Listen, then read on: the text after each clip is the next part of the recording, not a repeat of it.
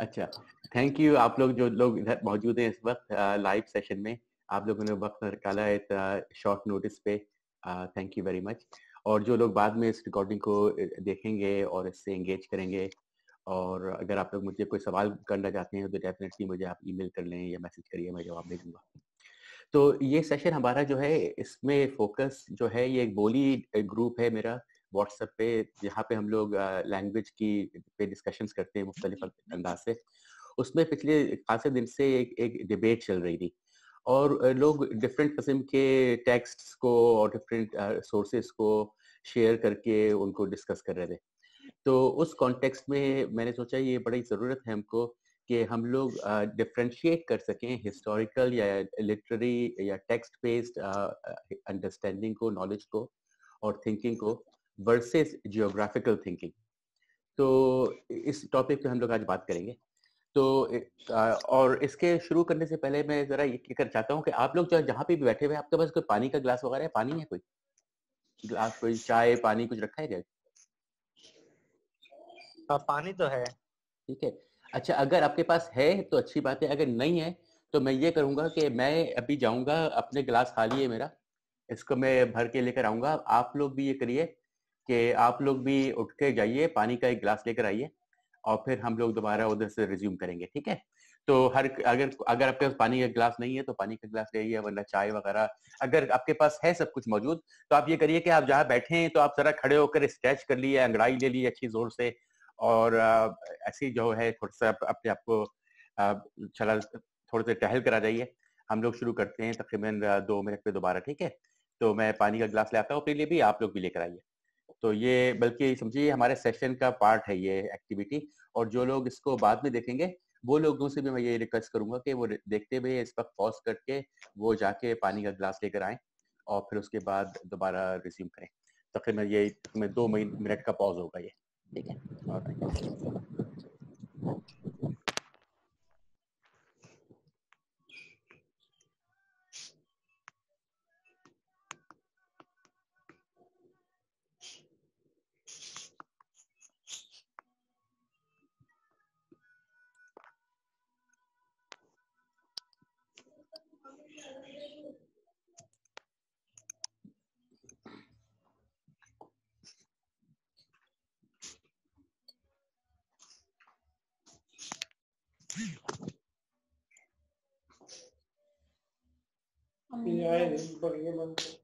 बुला लिया क्या नीचे किया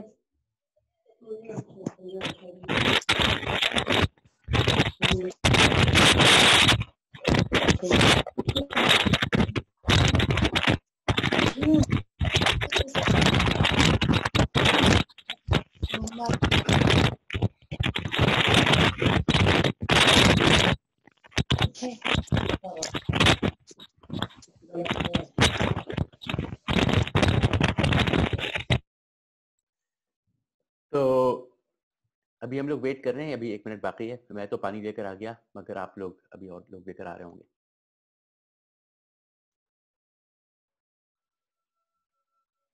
तो अगर लोगों ने अभी जॉइन किया है सेशन को, तो हम लोग वेट कर रहे हैं कि लोगों से मैंने कहा है कि वो लोग पानी का एक गिलास लें, या फिर अगर पानी है उनके पास तो बस थोड़ा-सा खड़े होके अपने आप को स्ट्रेच कर लें।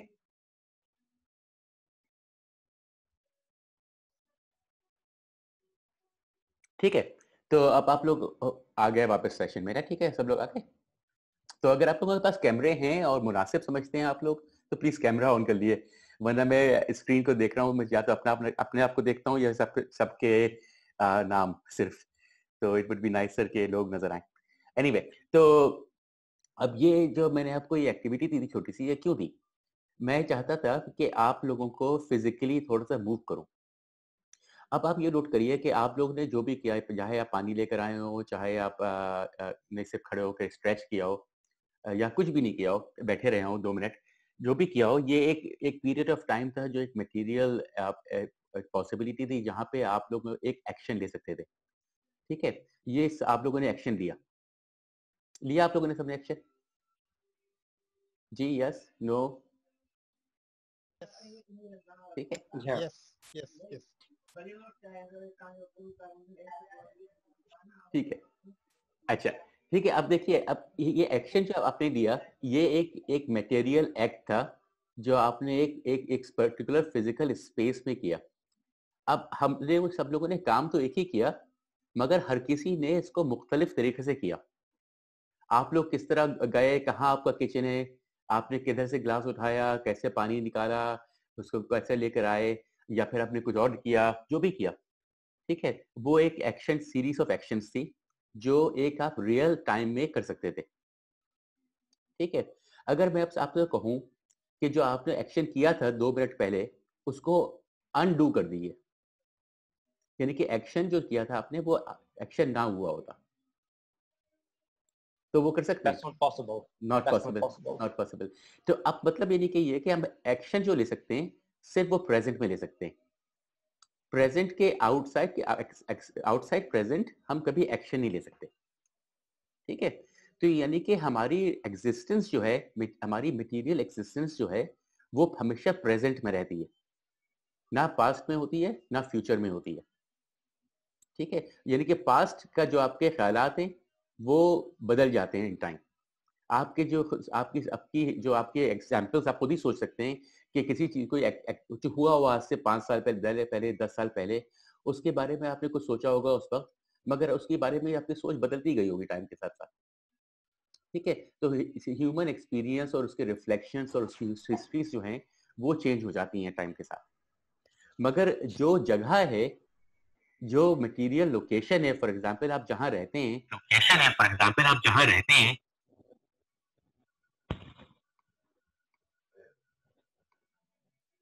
तो आप जहाँ रहते हैं वहाँ पे जो क्लाइमेट है, जो आपकी जियोग्राफिक लोकेशन है, जिस तरह का नेचर है, जिस तरह की वहाँ पे इंडिजिनस प्लांट्स हैं, जानवर हैं, परिंदे हैं, वो हर जगह मुख्तलिफ हैं, है ना? सही बात कर रहा हूँ ना मैं, फैक्चुअल ऑब्जर्वेबल। ठीक है, अब ये ऑब्जर्व, जी सॉरी अमानुल। जी बिल्कुल सही बात। ठीक है, अच्छा अब देखिए नोट करिए, मैं आपको ऑब्जर्वेबल के अंदर बात करा रहा हूँ, नॉन ऑब्जर्वेबल में नहीं। मैं एब्स्ट्रैक्ट थ्योरीज में बात नहीं कर रहा, एब्स्ट्रैक्ट अंडरस्टैंडिंग्स की, टेक्निकल अंडरस्टैंडिंग्स में बात नहीं कर रहा, मैं एक बिल्कुल एक्सपीरियंशियल लेवल पे, ऑब्जर्वेबल लेवल पे बात करूंगा। ठीक है, ये एक इंपॉर्टेंट बात होती है ज्योग्राफिक थिंकिंग में, क्योंकि ज्योग्राफिकल थिंकिंग जो है वो मटेरियल बेस पे होती है, बेसिस पे होती है, नॉन मटेरियल पे नहीं होती। नॉन मटेरियल क्या होता है? जो चीज भी मटेरियल नहीं है वो नॉन मटेरियल है। यानी कि आपकी सोचें, आपके ख्यालात, आपके कल्चर, आपकी साइंसेस, आपकी रिलीजन्स, जो भी आपकी लैंग्वेजेस हैं, जो भी चीज़ें, ये सारी चीज़ें नॉन मटेरियल हैं। ये सोशल एक्टिविटी में, सोशल ग्रुप्स में डेवलप होती हैं, इवॉल्व होती हैं और चेंज होती रहती हैं। ठीक है, ये कभी स्टैटिक नहीं होती है। तो ये जो सोशल चीज़ें होती हैं, ये नॉन मटेरियल होती हैं। इसमें साइंसेस भी यही आती है, साइंसेस की कैटेगरी भी यही होती है। ठीक है, मैथ्स भी फॉर एग्जांपल सिंबल्स पे चलता है। ये सारी एक कैटेगरीज होती हैं। ठीक है, अगर आप इनको देखें कि ये सारी कैटेगरीज जो नॉन मटेरियल हैं, ये तो सोशल नॉर्म्स पे, सोशल कंडीशनिंग पे बेस्ड होती हैं, सोशल इंटरेक्शन पे बेस्ड होती हैं।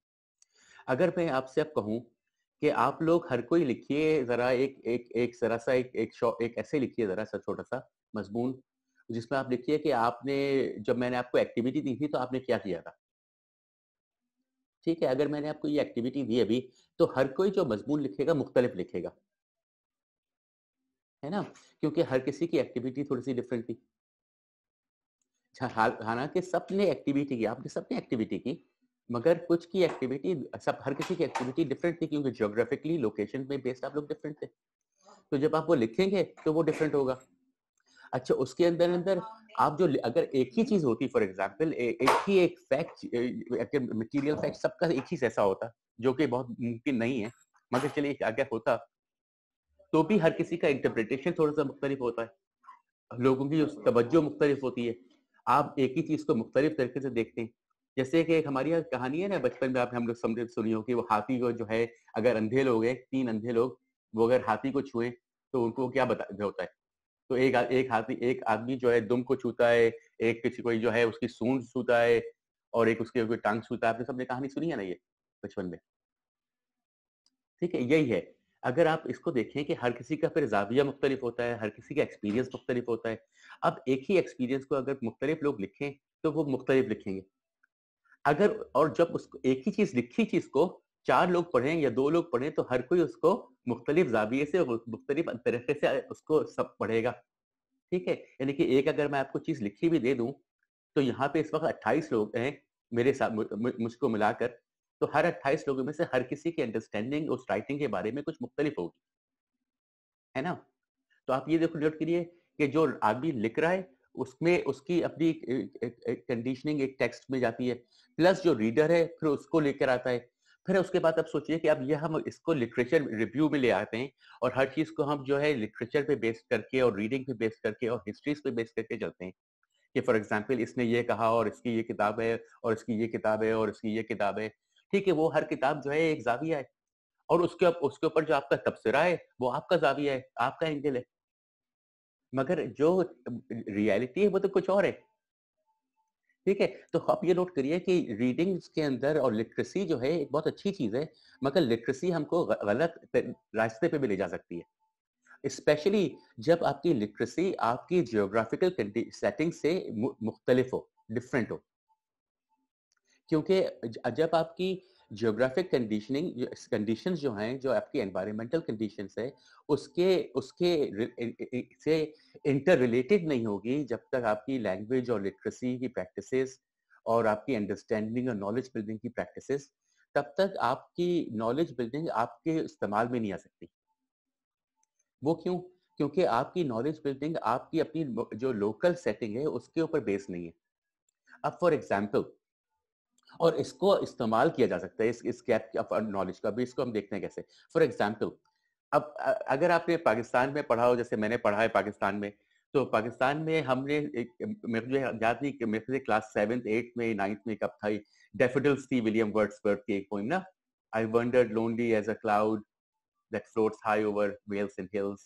And all of a sudden, I saw a crowd, a host of golden daffodils, besides the lake, beneath the tree, fluttering and dancing in the breeze. है ना? याद है आपको?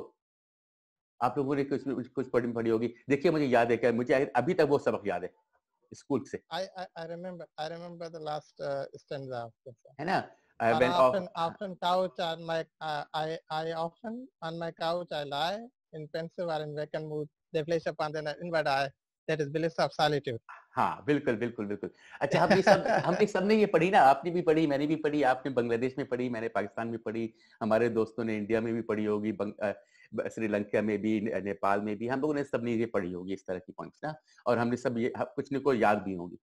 अब ये बताइए, जब मैं ये पढ़ रहा था, मैं पाकिस्तान कॉलेज शारजा एक स्कूल है वहाँ पे, उधर पढ़ता था। तो वहाँ पे अब रेगिस्तान में शारजा के अजमान के, वहाँ पे डैफोडिल्स तो मैंने कभी देखी भी नहीं थी। ठीक है, मगर मुझे डैफोडिल्स की नज़म आज तक याद है। मगर वहाँ के जो मुकामी दरख्त थे, पौधे थे, जानवर थे, उनके बारे में मुझे कुछ नहीं पता आज तक। देखिए, अभी हमारे इसके ऐसे नहीं होता। हमारे बच्चे जो स्कूल जाते हैं, उनको बहुत सारे जानवरों के बारे में पता होगा, बड़ी वोल्केनोज़ के बारे में पता होगा, बड़ी बातें पता होंगी। मगर अपने मुकामी इलाके के बारे में चीज़ें बहुत कम पता होंगी। अब बल्कि अपने दरख्तों के भी नाम सही पता नहीं होंगे। जानवरों के भी ये नहीं पता होगा कि हम जहाँ रहते हैं उस इलाके में कौन-कौन से जानवर हमारे साथ रहते हैं, उनके क्या हैबिटेट्स हैं, उनकी क्या ज़रूरियात हैं, उनके वो कैसे रहते हैं, उनकी देखभाल के लिए हम लोग क्या कर सकते हैं। इंसानों का ये बड़ा इम्पोर्टेंट रोल है कि इंसान जो है नेचर को बैलेंस में रखे, ठीक है? मगर ये सारी नॉलेज तो हमको आती ही नहीं है कहीं से ना, हमको कोई नहीं बताता, क्योंकि हम लोग तो लिटरेसी में ट्रैप हो जाते हैं। और लिटरेसी में स्कूलों की खासतौर पे जो लिटरेसी होती है, स्कूलों की जो हमारे यहाँ लिटरेसी है, वो तो हमको ऐसी नॉलेज देती है, ऐसी इन्फॉर्मेशन देती है, जो किसी काम की नहीं है। हिस्ट्री वो हमको झूठी पढ़ाती है। खासतौर पे ठीक है, मैं एग्ज़ाम्पल दूँगा पाकिस्तान का इधर, कि पाकिस्तान में तो बेसिकली 1970s के बाद सारी टेक्स्ट बुक्स रिवाइज़ कर दी गई थी। सारा करिकुलम रिवाइज़ कर दिया गया था। मेरे जो पेरेंट्स हैं, उनके बचपन में उन्होंने दीनियात पढ़ी थी। दीनियात एक सब्जेक्ट हुआ करता था। अब इस्लामियात होता है। आप नोट करें कि जब एजुकेशनल करिकुलम को आप रिफॉर्म करके इस तरह आप नैरो कंजर्वेटिव कर देंगे और डिवाइसिव कर देंगे, तो उसके जो इम्पैक्ट होंगे, सोशल कॉन्सिक्वेंसेस होंगे, वो यही होंगे ना, डिविजन ऑफ सोसाइटी में, कि आपकी सोसाइटी जैसे डिवाइड होगी। जैसे पहले सर कहते थे मुस्लिम हिस्ट्री, अब कह रहे हैं इस्लामिक हिस्ट्री। ये सारी बातें करते रहते हैं ना, देखिए ड्रामेबाजी यहाँ सारे नामों की। अब ये इस्लामिक हिस्ट्री को ये लेकर आते हैं, सऊदी अरब से जोड़ते हैं, ये सारी सबको पहले कब भूल जाते हैं, ये भूल जाते हैं कि ये सऊदी अरब जो मिडिल ईस्ट के सारे ममालिक हैं, ये बने कैसे थे, ये कब बने थे, इनको किसने बनाया था।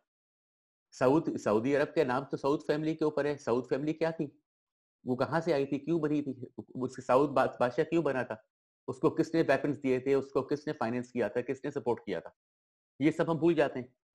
हम ये भूल जाते हैं कि सऊदी अरब का क्रिएशन जो था वो ऑटोमन एम्पायर को तोड़ने के लिए बनाया गया था। ऑटोमन एम्पायर क्यों तोड़ी जा रही थी, फर्स्ट वर्ल्ड वॉर खत्म हो रही थी। तो आप ये देखिए फर्स्ट वर्ल्ड वॉर के जो कॉन्सिक्वेंसेस हैं उसके खत्म होने के, वो आज तक हम भुगत रहे हैं। उन्होंने नए मुल्क बना दिए, उधर से उन्होंने देखिए उससे पहले जो इस्तांबुल में जबान जो बोली जाती थी तुर्की, वो तो फारसी तुर्की आपस में मिली जुली जबानें थी, लोग आपस में समझते थे, उनके अपने लिंगुआ फ्रांके थे। अब देखिए बोली क्या है, बोली एक लिंगुआ फ्रांका है। आपकी अपनी अपनी जो है बोली जो होगी अलग भी होगी, एक घर पे भी अपनी आपकी बोली होगी, उसका आप जो भी नाम देते हैं और नहीं देते आपकी मर्जी है। मगर बोली जो है for example large part of south Asia में एक लिंगुआ फ्रांका है। ठीक है, आपकी बोली मुझसे थोड़ी सी डिफरेंट होगी, मगर हम लोग बात कर लेंगे एक दूसरे की। अगर मुझे एक टर्म आपका नहीं समझ में आया, लेक्सिकल आइटम वर्ड समझ में नहीं आया, मैं पूछ लूंगा, मैं क्लैरिफाई कर लूंगा, कोई मुश्किल बात नहीं है। मैं कहीं भी चला जाऊं साउथ एशिया में जहाँ पे लोग बोली समझते हैं, हम लोग कम्युनिकेट कर लेंगे। उसमें अब बोली के अंदर हम डिफरेंट लैंग्वेजेस के वर्ड्स लेकर आते हैं। अगर मैं केपी में होऊंगा तो बोली के अंदर पश्तो के वर्ड्स आ जाते हैं। अगर मैं पंजाब में होऊंगा तो पंजाबी के वर्ड्स आ जाते हैं। अगर मैं सिंधी कम्युनिटीज में होऊंगा तो सिंधी के वर्ड्स आ जाएंगे। तो ये होता रहता है। बलोची जो है, बराबरी है, इसके वर्ड्स आ जाएंगे। यही होता है, लैंग्वेज एक्सोमोडेट करती है, लैंग्वेज डायनामिक है। लैंग्वेज तो डायनामिक सिस्टम है ना, हम हमेशा चेंज होती रहती है। कभी लैंग्वेज स्टैटिक नहीं होती है। ठीक है, अगर लैंग्वेज स्टैटिक नहीं होती तो लैंग्वेज का डिस्क्रिप्शन कैसे हो सकता है। डिस्क्रिप्शन तो सिर्फ आप स्टैटिक चीज को दे सकते हैं। या आपको अगर किसी चीज की पेंटिंग बनाना है तो पेंटिंग आप किसी चीज की बनाएंगे तो वो एक स्टैटिक चीज की बनाएंगे, या आपकी पेंटिंग तो स्टैटिक होगी। अगर आप नेचर से भी पेंटिंग बना रहे हैं तो आपने जो कैप्चर किया अपनी पेंटिंग के अंदर, जो बादल, जो जो चीज फूल, वो तो बदल जाएंगे 4 दिन में। बादल तो 2 मिनट में बदल जाएंगे, मगर जो आपने कैप्चर किया वो तो नहीं बदलेगा। तो ये देखिए, नोट करिए कि लैंग्वेज जो है का डिस्क्रिप्शन जो है वो एक ट्रैप है। क्योंकि लैंग्वेज का जो जैसे हम कहते हैं ग्रामर, और जिसे हम ग्रामर की तरह पढ़ाते हैं स्कूलों में और यूनिवर्सिटीज वगैरह में, वो ट्रैप है बेसिकली। क्योंकि ग्रामर जो हो ही नहीं सकती लैंग्वेज की इस तरह जनरल, कैसे हो सकती है जब एक सिस्टम डायनामिक है और कंटिन्यूसली शिफ्ट कर रहा है और चेंज कर रहा है, तो उसके आप कैसे ग्रामर लिख सकते हैं। ये तो पॉसिबल ही नहीं है थियोरेटिकली, मगर ये लोग करते हैं। मतलब यानी कि जैसे कि आप एक तस्वीर बना रहे हैं एक जगह की, तो जगह तो बदल जाएगी। आपने एक ग्रामर लिखी, लैंग्वेज तो बदल जाएगी। तो ये सब चीज़ों को देखते हुए हम ये को देख नोट करना पड़ेगा कि हमारी जो अंडरस्टैंडिंग है, हम लोग जिस बातों पे डिस्कशंस करते हैं, जिस तरह हम लोग आपस में कभी-कभार बहस में भी लग जाते हैं, अक्सर हम लोगों का नोट करिए ये होता है कि हम लोग रीडिंग्स के बेस के ऊपर करते हैं।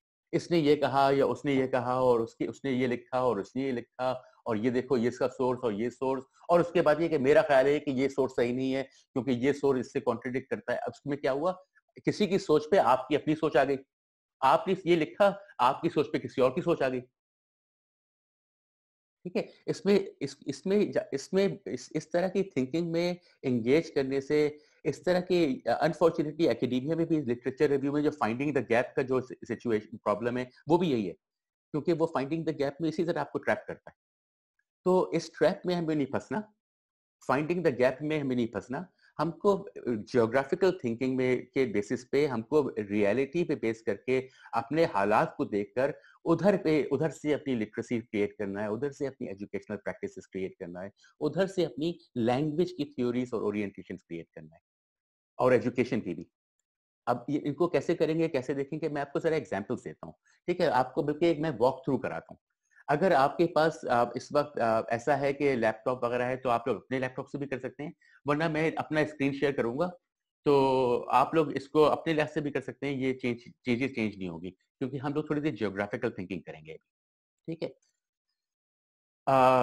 ये स्क्रीन शेयर करता हूं मैं। ठीक है, आप लोगों को मेरा स्क्रीन नजर आ रहा है? जी हाँ। ठीक है। अच्छा, ये क्योंकि मैं गूगल मैप पे खोला मेरा, ये आपको मेरी लोकेशन नजर आती है कि मेरा घर किधर है। न्यू टाउन सिडनी में मैं इधर इस वक्त हूँ।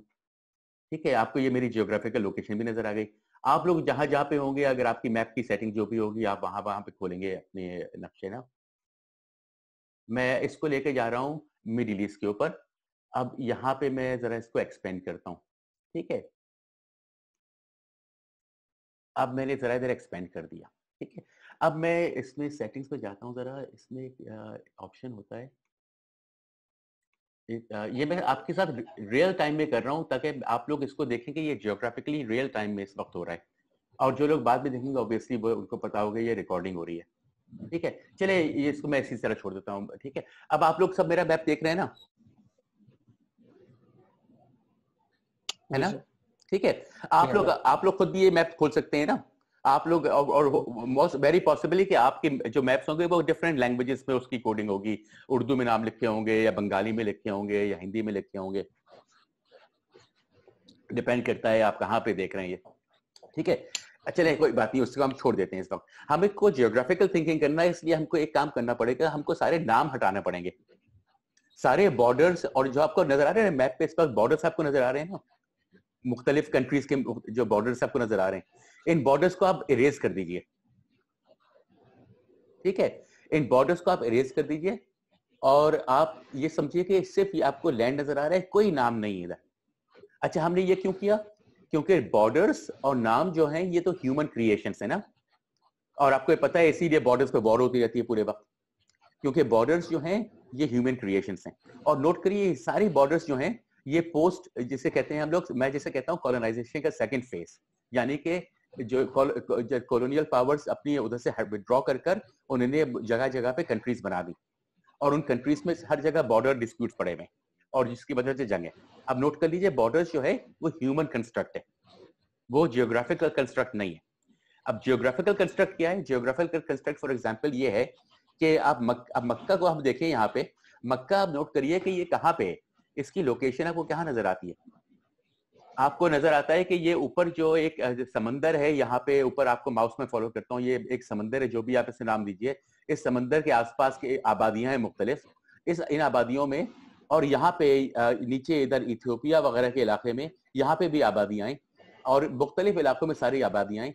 मगर ये आबादियां जो है आपस में ट्रेडिंग भी करती थी, और ये ट्रेडिंग सदियों से नहीं, हजारों सालों से करती आई है।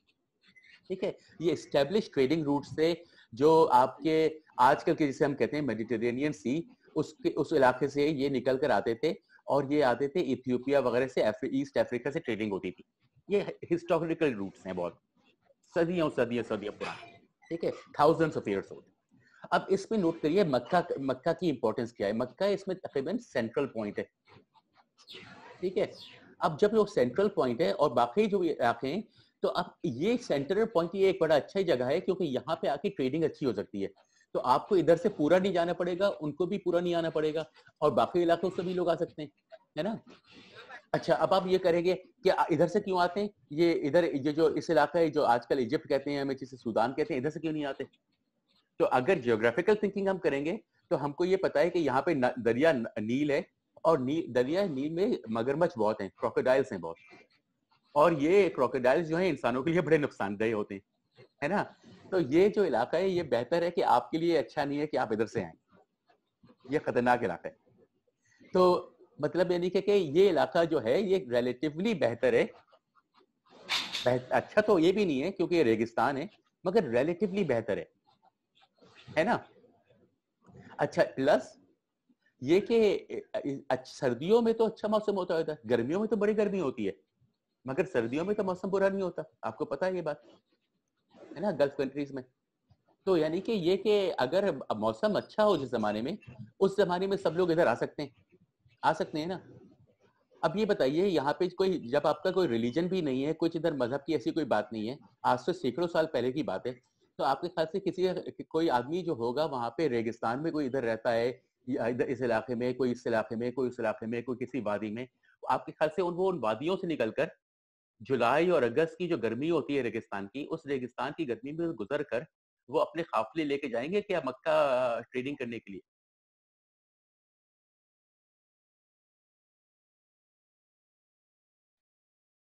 क्योंकि हज जो है वो तो प्री मुस्लिम इवेंट है ना।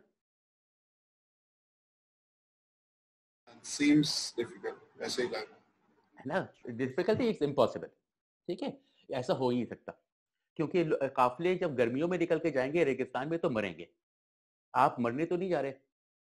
अब तो लोग जाते हैं उधर, अब तो एयर कंडीशनिंग है वगैरह वगैरह वगैरह, आपके बड़ी लग्जरी में है, जहाजों में जाते हैं, हवाई जहाज में उड़कर। आपके ख्याल से आप अपने पूरे जो आपका काफिला है उसके साथ आप जाएंगे? ऊँटों को, अपने बकरियों को, अपने माल मवेशियों को, अपने खानदान वालों को, अपने सबको लेके जाएंगे आपके रेगिस्तान में से जुलाई की अगस्त गर्मियों में? नहीं जाएंगे ना। क्यों जाएगा कोई? कभी नहीं जाएगा। देखिए अब ज्योग्राफिकल थिंकिंग करते हैं। ये ज्योग्राफिकल थिंकिंग हमें ये बताती है कि ये ट्रेडिंग जो फेस्टिवल था प्री हज, जिसको हज बनाए, ये हमेशा इसी एक पर्टिकुलर मौसम में होता था, और वो मौसम मोस्ट लाइकली अर्ली स्प्रिंग का होता होगा या लेट विंटर होता होगा। ठीक है, वो क्यों? क्योंकि उस वक्त में आपको मौसम अच्छा है। ठीक है, अब हम सिर्फ ज्योग्राफिकल थिंकिंग कर रहे हैं, हम बेसिस नहीं कर रहे हैं कि किसने क्या लिखा है, क्या नहीं लिखा है, किसने क्या कहा है, क्या नहीं कहा है। हम सिर्फ इसको ज्योग्राफिकली सोच रहे हैं, ह्यूमन कंडीशन के ऊपर बेस करके। आप क्या करेंगे खुद? ठीक है, और कोई भी क्यों क्या करेगा? तो अब इसको आप जब आप ज्योग्राफिकल थिंकिंग करना शुरू करते हैं तो फिर आपको नजर आने लगता है कि जो हम जो चीजें पढ़ते हैं, बहुत सारी चीजें, उसमें चीजों में तजाद है, उसमें ऑपोजिशन है, उसमें कुछ झूठ है।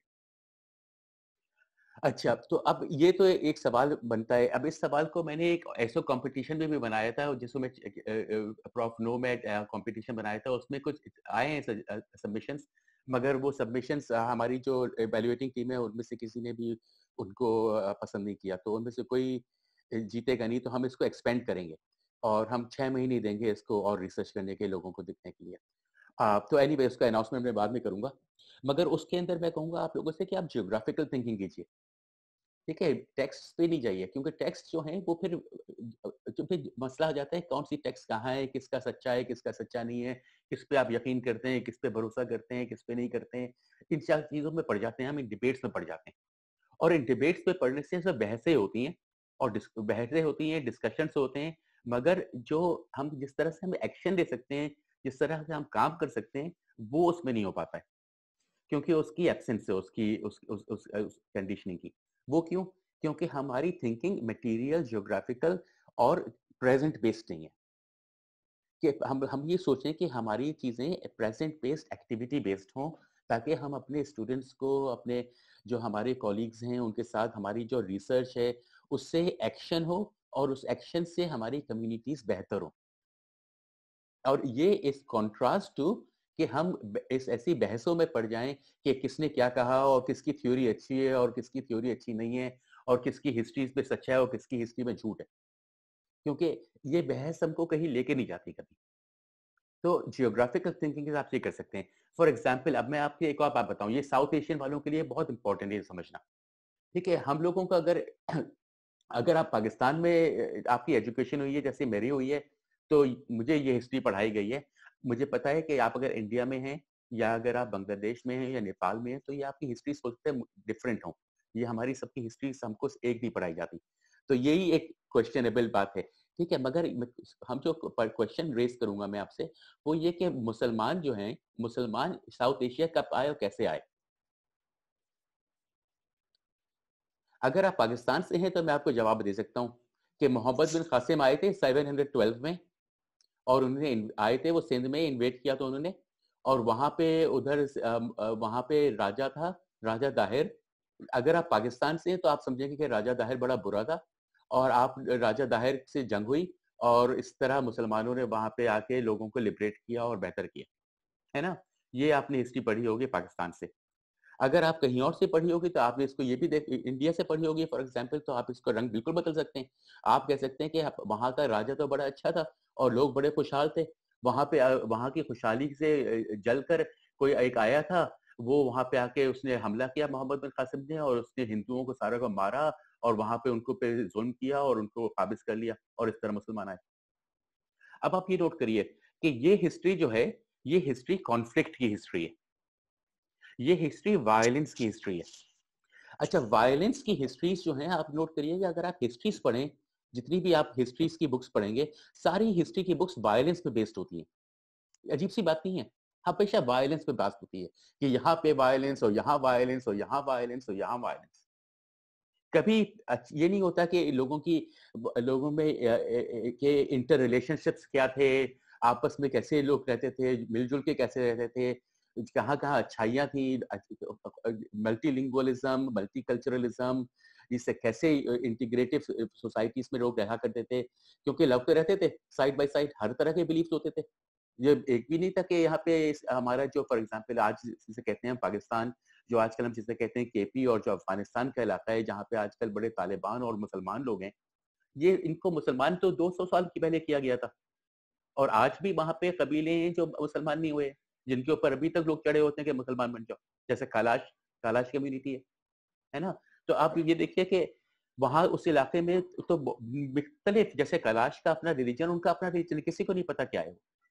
ठीक है, इसी तरह डिफरेंट वादियों में, डिफरेंट इलाकों में, वहां पे डिफरेंट बिलीफ सिस्टम्स थे जो को एग्जिस्ट करते थे हार्मनी में। इसके बारे में कोई हिस्ट्री नहीं होती है। हिस्ट्री हमेशा वायलेंस पे होती है, और वायलेंस की हिस्ट्री पे डिवीजन हो जाते हैं, क्योंकि अब आपकी हिस्ट्री ऐसी हो गई है कि मुसलमान हिंदुओं को मारते हैं और हिंदू मुसलमानों को मारते हैं। देखिए आज तक चला आ रहा है, और ये इसकी बेसिस कहाँ से है? हिस्ट्री से है ना। अब ये हिस्ट्री जो है ये कैसे है, आप बताइए, ये कि ये बताइए कि ये समंदर के रूट से क्यों आएंगे? आपको अगर सिंध आना है तो यहाँ से मिडिल ईस्ट, एक तो ये बताइए कि इस इलाके में आबादी बहुत कम, ज्यादा थी नहीं, ज्यादा आबादी तो मेडिटेरेनियन के साइड पे थी ऊपर, इस इलाके में आबादी ज्यादा थी, है ना। इधर तो आबादी ज्यादा थी नहीं, क्यों? क्योंकि ये रेगिस्तानी इलाके थे। अभी भी आपको पता है यहाँ पे लोकल आबादियां कम है, आपको पता है बलूचिस्तान में, रूरल सिंध में अभी भी आबादियां कम है ना। क्यों? क्योंकि रेगिस्तानी इलाके थे। Geographical thinking. अब ये बताइए कि अगर मैं इस हिस्ट्री को डिनाई करता हूं, मैं कहता हूं कि मोहम्मद बिन कासिम जो है, ये भी हो सकता है हिस्टोरिकली सच हो ही नहीं, ये एक आदमी हो सकता है एग्जिस्ट नहीं करता हो, या करता हो तो किसी कोई और सिचुएशन हो। आपको मैं एक ऑल्टरनेटिव हिस्ट्री बताता हूँ जियोग्राफिकल थिंकिंग से। अब आप देखिए, वापस आते हैं हम इधर ही, हमने देखी कि लोकेशन कहाँ है इसकी, मक्का की। हमने इस वक्त इस बात पहले तो मौसम की। अच्छा, मौसम की मैं एक बात और करता हूँ, फिर उसके बाद मैं वापस आता हूँ, आपको बताता हूँ कि इस्लाम सिंध में कैसे आया और इंडिया साउथ एशिया में कैसे आया, जिस इलाके को हम साउथ एशिया कहते हैं। ठीक है, ये सारे नाम जो है ना बड़े मुश्किल हैं, क्योंकि सारे नाम हमको सिखाए गए हैं।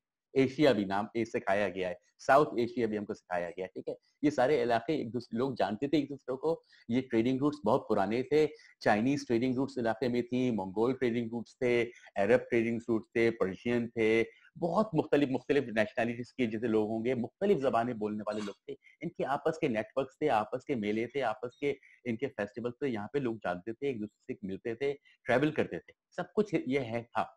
ठीक है, इसीलिए आपको जो है पाकिस्तान और अफगानिस्तान के इलाकों में चाइनीज टेम्पल्स नजर आते हैं। कैसे नजर आते हैं? क्योंकि यहाँ पे पॉपुलेशन थी। ठीक है, अब आप ये नोट करिए, ये हिस्टोरिकल, अगर आप इसके में डॉक्यूमेंटेशन पे जाए आप और इस पे कहें कि देखो इसने इस पे अटैक किया और यहाँ से ये लड़ाई हुई, तो आप लड़ाइयों में चढ़ जाएंगे। तो इसलिए मैं कहूँगा आपसे कि आप ये हिस्टोरिकल लिटरेसी बेस्ड जो डिस्कशंस हैं, इनको आप छोड़ें, और इंस्टेड आप फोकस करें जियोग्राफिकली। तो आप ये नोट करेंगे फॉर एग्जांपल कि जब अगर हज जो है, जो प्री इस्लामिक फेस्टिवल था, वो लेट विंटर या अर्ली स्प्रिंग में हुआ करता था, और जो मेरी अंडरस्टैंडिंग है वो मार्च, जो आजकल हम कहते हैं ना मार्च का जमाना, वो करस्पॉन्डिंग उसमें था। तो अगर आप नोट करिए कि अगर आप उससे तरह 2.5 महीने पीछे जाइए तो आपको कौन सा महीना मिलेगा? 3 महीने पहले जाएंगे तो आपको 3 महीने पहले मिलेगा रमजान। तो रमजान पड़ेगा जो आजकल की जिसे कहते हैं हम दिसंबर में। तो आप नोट करिए कि ये कंसिस्टेंट थे, और ये आप नोट करिए कि और जो बाकी रिलीजन्स हैं सब में उनके कैलेंडर्स जो हैं हमेशा जुड़े हुए होते हैं सीजन से, मगर ये इस्लामिक कैलेंडर सऊदी कैलेंडर नहीं है। सऊदी पर्टिकुलर कैलेंडर, इस प्री सऊदी कैलेंडर्स जो थे इस मुसलमानों के, वो जुड़े हुए थे।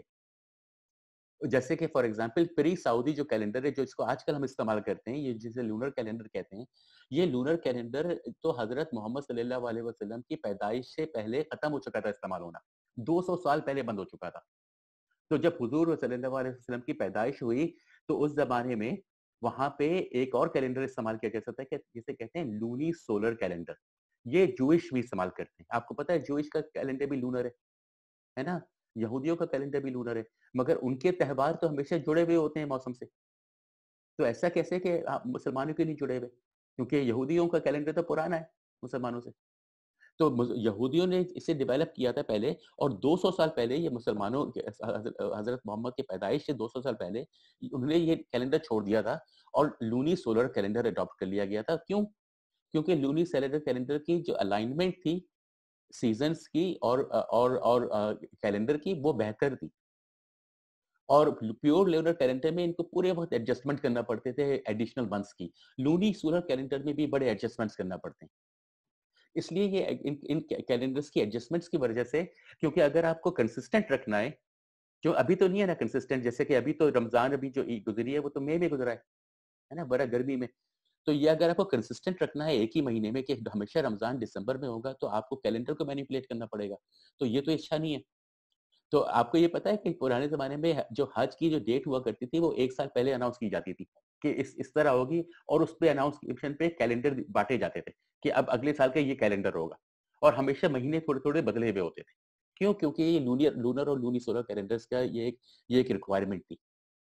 अब इस रिक्वायरमेंट को फुलफिल नहीं किया जाता। नए नए जो लूनर कैलेंडर है, सऊदी कैलेंडर में ये रिक्वायरमेंट को फुलफिल नहीं किया जाता।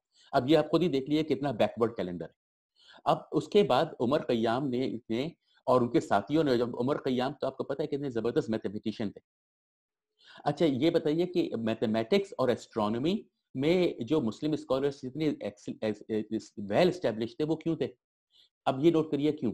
अब ये सारी चीजें आपको मिलके पता चलेंगी, क्योंकि जियोग्राफिकली आप नोट करिए ये ट्रेडिंग सेंटर है। यानी कि मुसलमान यहाँ पे के जो है, आपको पता ही है, आप बेसिक के एक जो है इस्लाम की इंपॉर्टेंस क्या थी, क्योंकि ये ईमानदारी लाया और दयानतदारी लाया। यानी कि बेईमानी कम हुई। जब बेईमानी कम होती है तो कम्युनिटी बेहतर होती है। जब बेईमानी ज्यादा होती है तो कम्युनिटी बुरी होती है और नुकसान में जाती है। ये सारी ऑब्जर्वेशन में आपकी बातें होगी। आप देख लिया पाकिस्तान में कितनी बेईमानी है, तो पाकिस्तान का हाल भी क्या है। हमारे बांग्लादेश, इंडिया का भी यही हाल है ना। जहां जहां आप देखेंगे हमारे साउथ एशिया के में आज जिसे कहते हैं हम, सबका यही हाल है। बेईमानी बहुत है, ना दयानतदारी बिल्कुल नहीं है, और इसीलिए लोगों का हर किसी का हाल बुरा है। जहाँ पे चीजें दयानतदारी होती है, जहाँ पे ईमानदारी होती है, वहां पे चीजें अच्छी होती हैं। तो फॉर एग्जाम्पल यहाँ पे फॉर एग्जाम्पल मेरे इलाके में जो है विद इन 5 मिनट वॉक में कम से कम 10 जो है स्ट्रीट लाइब्रेरीज हैं, जहाँ पे लोग जो है किताबें एक्सचेंज करते रहते हैं। आपने कोई किताब खरीदी, पढ़ी, आपने उधर रख दी, किसी और ने अपनी रख दी, सब आपस में मिल बांट के पढ़ते रहते हैं। कोई इसमें कोई चोरी नहीं करता। ये नहीं होता कि सारे शेल्फ खाली हो जाए, कुछ नहीं। क्यों होता है ऐसा? आप कहेंगे ये बड़ी अच्छी सिस्टम है, ये बड़ी अच्छी है, बड़े ऑस्ट्रेलिया में, सिडनी में बड़ा अच्छा है ये। हाँ ये है। ये बताइए क्यों है? क्योंकि ये ईमानदारी पे बेस्ड है ना, दयानतदारी और ईमानदारी पे बेस्ड है। जब आपको दयानतदारी और ईमानदारी हटा दें और आप सिर्फ ईमान पे पड़ जाएं, और ईमान को आप डिफाइन करें नैरोली और अपने टर्म्स पे, तो फिर आपने दयानतदारी ईमानदारी तो खत्म कर दी। आप देखिए पाकिस्तान में एक से एक बड़ा मुल्ला है, बड़ी बड़ी दाढ़ी है, बड़े हज किए हुए हैं, उम्रा किए हुए हैं, मगर एक से एक बड़ा चोर है और झूठा है, मक्कार है। जब उसमें ईमानदारी नहीं है, तो इसीलिए तो वो उनको चाहिए होती है पूरे वक्त गन्स और चीजें, है ना, सपोर्ट में। क्यों चाहिए होती है उसको पूरे वक्त अपनी सिक्योरिटी? क्योंकि उनको खतरा है जान का। क्यों खतरा होगा जब जान का? जब आदमी ईमानदार है, अच्छा है, दयानतदार है, लोगों के लिए अच्छा करता है, तो उसे अपनी जान का खतरा क्यों होगा कभी? ये सारी चीजें देखिए, अब आप मटीरियली एक दूसरे से जोड़ेंगे तो आपको अंदाजा होने लगेगा कि क्या हो रहा है हमारे साथ और ये किस तरह हुआ। हमारा कैलेंडर बदल गया। अब उमर खय्याम का कैलेंडर जो था वो सोलर कैलेंडर था, हिजरी कैलेंडर। उसे जलाली कैलेंडर कहा जाता है। उसकी एक्यूरेसी जो ग्रेगोरियन कैलेंडर जिसे हम आज इस्तेमाल करते हैं, उससे बहुत बेहतर है। जलाली कैलेंडर में लीप ईयर की जरूरत नहीं है। आपको पता है ना, लीप ईयर जो हर 4 साल बाद कैलेंडर बदलता है फरवरी का, है ना, आपको पता है हर 4 साल बाद 29 डेज का होता है। क्यों होता है? क्योंकि कैलेंडर में कैलकुलेशंस को मेंटेन करना की जरूरत होती है। क्यों करना पड़ती है? क्योंकि वरना कैलेंडर डिसअलाइन हो जाएगा। आपके वेदर सिस्टम से डिसअलाइनमेंट होना शुरू हो जाएगा। हर 4 साल में अगर आपका एक दिन बदल गया, 40 साल में 10 दिन बदल गए। आप सोचिए 400 साल में 100 दिन बदल गए, आपका क्लाइमेट से एडजस्टमेंट टूट गया, आपका कैलेंडर बेकार हो गया। तो इसलिए लीप ईयर होता है। इसी तरह लीप सेकंड्स भी होते हैं और लीप मिनट्स भी होते हैं। अब ये सारी चीजें आप नोट करिए। अब जो जलाली कैलेंडर है उसमें लीप ईयर की जरूरत ही नहीं है, इतनी इसमें हाई एक्यूरेसी है। उस कैलेंडर को जो मुसलमानों ने इस्तेमाल किया था और ऑटोमन एम्पायर तक वो बरकरार था, ऑटोमन एम्पायर तक वही कैलेंडर इस्तेमाल किया जाता था। अब ये बताइए कि ऑटोमन एम्पायर टूटी, सऊदी अरेबिया बना, जियोग्राफिकल थिंकिंग से आप हिस्टोरिकल थिंकिंग में गए, आपने डिविजन्स क्रिएट किए, आपने बाउंड्रीज क्रिएट किए, आपने नए मुल्क बनाए, जिस इलाके में बादशाह हुए ही नहीं करते थे उस इलाके में बादशाह बना दिए, है ना। तो अब आप ये सारी चीजें देखिए कि जो जलाली कैलेंडर की जो एक्यूरेसी थी वो चेंज हो गई। उन्होंने क्या किया, सऊदी कैलेंडर जो कौन से लेकर आया, सऊदी कैलेंडर वो है जो कि आपका लूनर कैलेंडर जो कि हजरत मोहम्मद के पैदाइश से भी 200 साल पुराना कैलेंडर है, उसमें कोई अलाइनमेंट नहीं है वेदर सिस्टम में, क्लाइमेट में। अब आप बताइए कि ह्यूमन जो है क्या है, ह्यूमन तो एक बायोलॉजिकल एंटिटी है। अब आप आसपास देखिए अपने, आप नोट करिए, ऑब्जर्व कीजिए कि आपके आसपास जो जानवर रहते हैं, परिंदे रहते हैं, दरख्त होते हैं, जो भी जिंदा चीज जिसे आप समझते हैं जिंदा चीज है, उसको आप देखिए, आपको नजर आएगा कि वो मुख्तलिफ सीजन्स में उसके डिफरेंट उसके बिहेवियर्स होते हैं। सीजन से अलाइनमेंट होता है प्रैक्टिसेस का, बिहेवियर प्रैक्टिसेस का। बिहेवियरल प्रैक्टिसेस क्या है, मटेरियल है। मसलन फॉर एग्जांपल मैंने आप लोगों से कहा था कि आप लोग पानी का ग्लास लेकर आइए या स्क्रैच कीजिए, याद है ना, हम लोगों ने शुरू में किया था सेशन के ये काम, है ना। ये एक मटेरियल एक्शन था ना, ये एक एक्शन था जो अब आप चेंज नहीं कर सकते, और अगर नहीं किया आपने तो नहीं कर सकते वो उस टाइम पे। अब कर सकते हैं मगर सिर्फ प्रेजेंट में कर सकते हैं। तो नोट करिए, एक्शन सिर्फ प्रेजेंट में लिया जा सकता है, उसको पास में भी कर सकते हैं आप, एक्शन ले सकते हैं ना, फ्यूचर में ले सकते हैं। फ्यूचर के आप सोच बहुत सारी चीजें सकते हैं फ्यूचर के बारे में, मगर वो फ्यूचर होगा या नहीं होगा नहीं पता किसी को।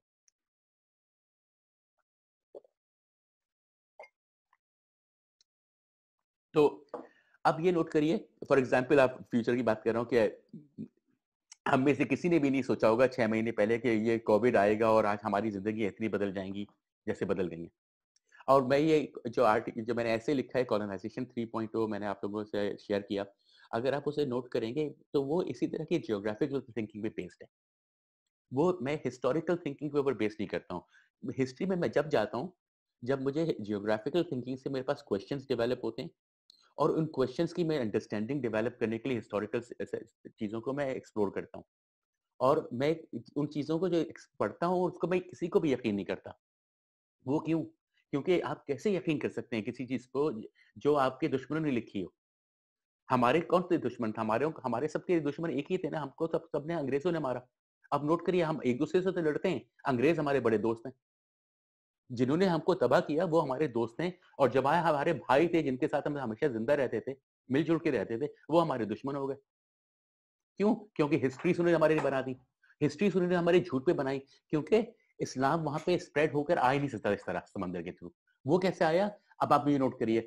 अब मैं इसमें थोड़ी सी आपको, अब जो हिस्टोरिकल इवेंट्स पे जाते हैं ना, मैं जैसे कह रहा हूँ हिस्ट्री में जब जाएंगे हम, जब हमको जरूरत पड़ेगी, और उसमें चीजें हम कोशिश ऐसी करेंगे कि सिर्फ हम उन चीजों को लें जो कि शेयर्ड अंडरस्टैंडिंग सबकी मुश्तरका है, किसी के डिफरेंसेस नहीं है उसमें, ठीक है। Everybody agrees on these things, ठीक है। तो जो चीजों पे आप सब एग्री करते हैं उनके ऊपर आप बेस कर सकते हैं थोड़ी बात चीजें, उसके अलावा कभी कोशिश ना करें, क्योंकि वरना आपकी थिंकिंग में डिविजन ही क्रिएट होते चले जाएंगे। क्योंकि आपकी म्यूचुअल आपने के आर्गुमेंटेशन का बेसिस या आपकी डिस्कशन का बेसिस या आपकी एक्टिविटी का बेसिस वो डिविजन्स पे बेस्ड है, और आपने लोगों को एक्सक्लूड कर दिया। तो हम ऐसा नहीं करेंगे।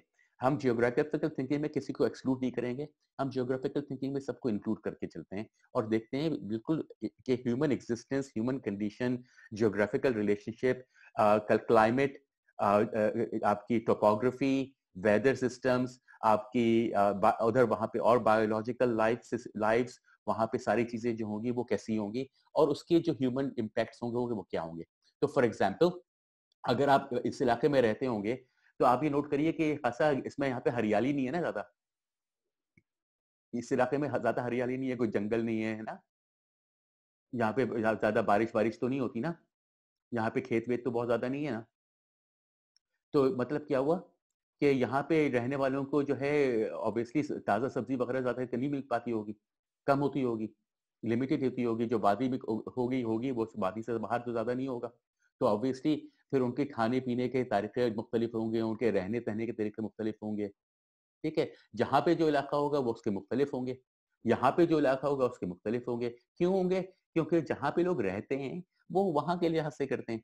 जो चीज़ें वहाँ पे उनको खाने को मिलती है वो खाते हैं, जो चीज़ें वहाँ पे पहनने को ज़रूरत है वो पहनते हैं, जो चीज़ें उनको नहीं करना होती नहीं करते, जो चीज़ें करना होती है करते हैं। क्यों? क्योंकि वो जियोग्राफिकली अपनी एक इलाके के लिहाज से, एक एनवायरनमेंट के लिहाज से उनकी सोसाइटीज़ इवॉल्व होती हैं और इसीलिए हर कोई थोड़ा-सा डिफरेंट होता है। अब आप नोट करिए कि जो जो डाइवर्सिफिकेशंस होते हैं, वेरिएशंस होते हैं, खासतौर पे ओरल टेक्स्ट के अंदर और ओरल कल्चर्स के अंदर, वो बहुत बहुत होते हैं, बहुत वारी करते हैं, ठीक है? तो फॉर एग्जांपल अगर आप लोगों से मैं कहूँ कि आप लोग इस टॉक जो मैंने आपको दिया, इसकी रिकॉर्डिंग छोड़ दें, इसकी आप इस टॉक को सिर्फ समरी लिखिए जो आपने सुना और समझा। दोबारा आप इसको सुनने की भी जरूरत नहीं है, बस इसको पॉज़ जहाँ करते हैं, आप हर कोई इसकी एक से समरी लिखिए। हर कोई इसकी एक मुख्तलिफ समरी लिखेगा।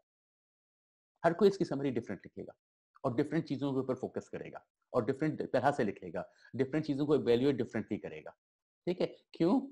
क्योंकि हर किसी का पर्सपेक्टिव जो होता है वो डिफरेंट होता है, ठीक है? जब हम चीजों को इसको इसलिए हम थ्योरी पे और लिटरेसी पे और हिस्ट्रीज पे नहीं जाएंगे, हम जियोग्राफी पे चीजें देखेंगे। अब अभी देखिए, जब ये ट्रेडिंग सेंटर है तो मतलब यानी कि ट्रेडिंग नेटवर्क्स होंगी। जब ईमानदारी से लोगों की जिंदगियां बेहतर होंगी तो ईमानदारी के नेटवर्क से जिंदगी लोगों की बेहतर होगी, तो ईमानदारी बहुत स्पीड पे चीजें को चेंज कर सकती है। क्योंकि बेईमानी से फ्रैक्टल्स डिविजन्स के होते हैं, चीजें डिवाइड होती हैं, टूटती हैं, लोग लड़ते हैं।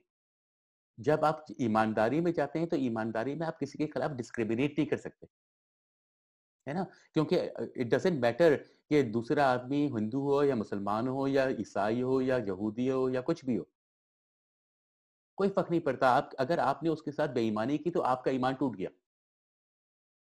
ठीक है? तो आपका ईमान टूट गया, यानी कि आपकी ईमानदारी टूट गई। तो आपकी ईमानदारी का जो नोशन है ना, अगर आपको ईमानदारी रखना है, अपनी मेंटेन करना है, तो आप किसी को धोखा नहीं देंगे, किसी के साथ बेईमानी नहीं करेंगे। तो आप ये नोट करिए, डिस्क्रिमिनेशन का क्वेश्चन ही खत्म हो जाता है, डिविजन्स की क्वेश्चन से नहीं आते। ईमानदारी पे तो डिविजन्स खत्म हो जाते हैं। तो जो हमारे यहाँ फैक्टर्स जो इतने डिविसिव हैं, इतने नेगेटिव हैं, रिश्वत के, धोखे के, चोरी के, लूट मार के, तकलीफ पहुंचाना दूसरों को, नुकसान पहुंचाना दूसरों को, दूसरों को हेल्प नहीं करना, लोगों से इंफॉर्मेशन सही रोकना, गलत इंफॉर्मेशन देना। आप देखिए हमारे कितना है, ये सारी बेईमानी के फैक्टर्स हैं। तो बेईमानी के फैक्टर्स का एक ही जवाब होता है, वो है ईमानदारी। तो ईमानदारी का मतलब ये है कि ईमानदारी की वजह से हमको हर चीज़ को क्वेश्चन करना पड़ता है और हमको हर चीज़ को देखना पड़ता है कि हम इसको मटेरियल कंडीशंस के उस पर बेस करके ऊपर, क्लाइमेट पे, ज्योग्राफी के ऊपर अंडरस्टैंड करके हम क्या इसको एक्सप्लेन कर सकते हैं। और वो एक्सप्लेनेशंस को फिर आप आगे लेके जाइए और उनको इन्वेस्टिगेट कीजिए। तो फिर आपको पता चलेगा कि जो हमको हिस्ट्री हमको पढ़ाई जाती है और जो हमारे ऊपर फॉर एग्जाम्पल कैलेंडर डाल दिया गया वो भी झूठा है, गलत कैलेंडर डाल दिया है, हमको तोड़ दिया गया है।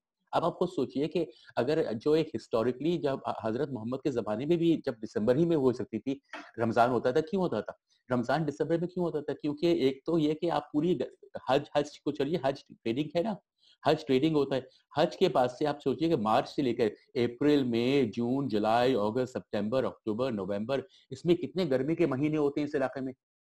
पानी कम हो रहा होगा, खुराक कम हो रही होगी, सब कुछ कम हो रहा होगा। तो दिसंबर के महीने में चीजें कम हो रही होंगी, अभी बारिशें आई नहीं है, नई चीजें आई नहीं है, नया हज हुआ नहीं है, फेस्टिवल आया नहीं है, चीजें आई नहीं है। अब तो चीजों में कमी हो रही होगी। आपको बारिशों को तो इंतजार करना ही होगा। अब बारिशें कब होती है उस इलाके में? आप देख लीजिए, ये तो जनवरी और दिसंबर, लेट दिसंबर जनवरी में होती है।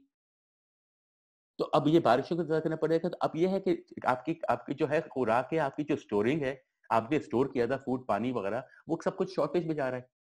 अब आपको क्या कहेंगे? अब आपके सर्वाइवल के बेहतरी, अगर सर्वाइवल करना है आपको, तो आप ये कर सकते हैं, या तो ये कि हर कोई जैसा खा रहा है वैसे ही खाता रहे, हर कोई जो पी रहा है वो वैसे ही पीता रहा है। या फिर आप इसको सोचेंगे कि भाई ये इसको हमको डिस्ट्रीब्यूट करना है, अब इसको डिस्ट्रीब्यूशन का बेहतरीन तरीका क्या है कि जो बुढ़े हैं, ज़ईफ हैं, बीमार हैं, प्रेग्नेंट हैं, बच्चे हैं, उनकी तो खुराक में कोई कमी नहीं होना चाहिए। और जो लोग अच्छे सेहतमंद हैं, एबल्ड हैं, उनको अपने खुराक पे, पानी पे, खाने पे थोड़ी-सी पाबंदी करने की ज़रूरत है। ठीक है? ये देखिए आपको आपको नज़र आने लगा कि ये हिस्टोरिकली ज्योग्राफिकल स्पीकिंग से रमज़ान का जो है, वो भी रमज़ान की प्रैक्टिस मुसलमानों से पुरानी है। वो क्यों है? आपको नज़र आ रही है क्यों है? क्योंकि ये ज्योग्राफिकल थिंकिंग से आपको समझ में आता है ऐसा क्यों होता है। अब अब आप नोट करिए कि ये सारी चीज़ें जो हैं एक पर्टिकुलर इलाके में, एक पर्टिकुलर ज्योग्राफिकल सेटिंग में चीज़ें डेवलप हुई। अब ये ईमानदारी की बेसिस पे इस्लाम जो है बड़ी स्पीड में फैला, क्योंकि ईमानदारी से हर किसी को भला होता है। आप आज अपने पाकिस्तान, इंडिया, बांग्लादेश, नेपाल, श्रीलंका इस इलाकों में ईमानदारी ले आइए, कल से कोई मसला सारे खत्म हो जाएंगे। कोई जंग नहीं होगी, कोई लड़ाई नहीं होगी, सिर्फ ईमानदारी होगी, सिर्फ सब झगड़े खत्म हो जाते हैं। तो अगर आप ईमानदारी को देखें तो यहाँ पे आपके सारी की सारी भलाई होना शुरू हो गई। तो लोगों को वहां पर सुकून होने लगा। अब आप ये नोट करिए, जब इस्लाम में जिस कहते हैं हम 4 खलीफा ना, तो जब हुजूर की डेथ हुई, हुजूर की डेथ के बाद तीसरे खलीफा कौन थे? हजरत उस्मान जिसे कहते हैं हम, है ना? हजरत उस्मान जो थे वो मक्का पहली तो हमें हिजरत पता है मक्का से मदीना हुई थी, क्योंकि ऑब्वियसली क्यों हुई थी? क्योंकि मटेरियल कंडीशंस बेहतर हो गई थी, लोगों ने मूव किया था। लोगों की में ईमानदारी आई थी, वेल्थ आई थी, तो ईमानदारी और वेल्थ से चीजें बेहतर होना शुरू होती हैं। लोगों ने मूव किया। उसके हजरत मोहम्मद जो थे वो खुद चले गए थे मदीना, आपको पता है क्यों? क्योंकि मदीना के जो है मौसम है बेहतर है मक्का से। अगर आप उस इलाके में गए हो तो आपको अंदाजा होगा। अब नोट करिए, अब ये करिए कि अब इस जब हजरत उस्मान के ज़माने में इस्लाम की जो नेटवर्क्स हैं वो ज़्यादा स्ट्रेंथन हुए, ईमानदारी के नेटवर्क ज़्यादा नेटवर्क हुए। आपको पता है ये कि हजरत उस्मान जो है ये तो छोड़ गए, मक्का मदीना में ही छोड़ दिया उन लोगों ने तो। वो तो इस इलाके में आ गए थे, मॉडर्न डे जिसे सीरिया में कहते हैं हम, ये इस इलाके में आ गए थे। हजरत अली भी उधर ही रहते। ये सारी कैसे हुआ था? ये सारे कैसे जंगों से तो नहीं हुआ था। कोई एयरप्लेन्स F-16 फाइटर्स तो नहीं थे। ये ईमानदारी के नेटवर्क से हुआ था। अब ईमानदारी के नेटवर्क्स नहीं, ये ट्रेडिंग नेटवर्क्स थे। ट्रेडिंग नेटवर्क सिर्फ ये तो नहीं था कि यही एक ट्रेडिंग रूट था। ट्रेडिंग रूट्स तो बहुत सारे थे। इन सब ट्रेडिंग रूट्स पे बेसिकली इन ट्रेडिंग रूट्स पे ईमानदारी की प्रैक्टिसेस के थ्रू मुसलमान आए थे। और इसकी ये जैसे कि 632 में हजरत मोहम्मद का इंतकाल हुआ, उससे 20 साल के अंदर अंदर इस्लाम के जो सेंट्रल लीडर्स थे वो इस इलाके से छोड़ के चले गए थे। अब आप ये नोट करिए कि हमारे जो जिन कहते हैं मुसलमानों के जो खलीफा हैं पहले 4, उनमें से 2 खलीफा ने खुद ही छोड़ दिया अपना इलाका। तो यानी कि लोकेशन की इंपॉर्टेंस नहीं थी, इंपॉर्टेंस तो ईमानदारी की थी। अब आप ये नोट करिए कि सऊदी इस्लाम में उससे पहले तक ये नहीं था। सऊदी सबसे अरब जब से आया, जब से ये लोकेशन की इंपॉर्टेंस लेकर आ गई है। इन्होंने आर्ग्यूमेंट ही ये बनाया टर्किश के खिलाफ कि हम ये तो मक्का मदीना तो ये जहाँ पे हुजूर पैदा हुए थे, यहाँ पे रहते थे, ये हमारा इलाका है। ये टर्किश क्यों करते? इस झगड़े पे लड़े, ये तो लड़े इस पे कि ये मुख्तलिफ क्यों किया। इसके थ्रू ने इन्होंने सऊदी अरब क्रिएट किया, ये बाकी इलाके टूटे, जंगें हुई मुख्तलिफ, सारे के सारे निज़ाम बदले। सारे बॉर्डर्स क्रिएट हुए।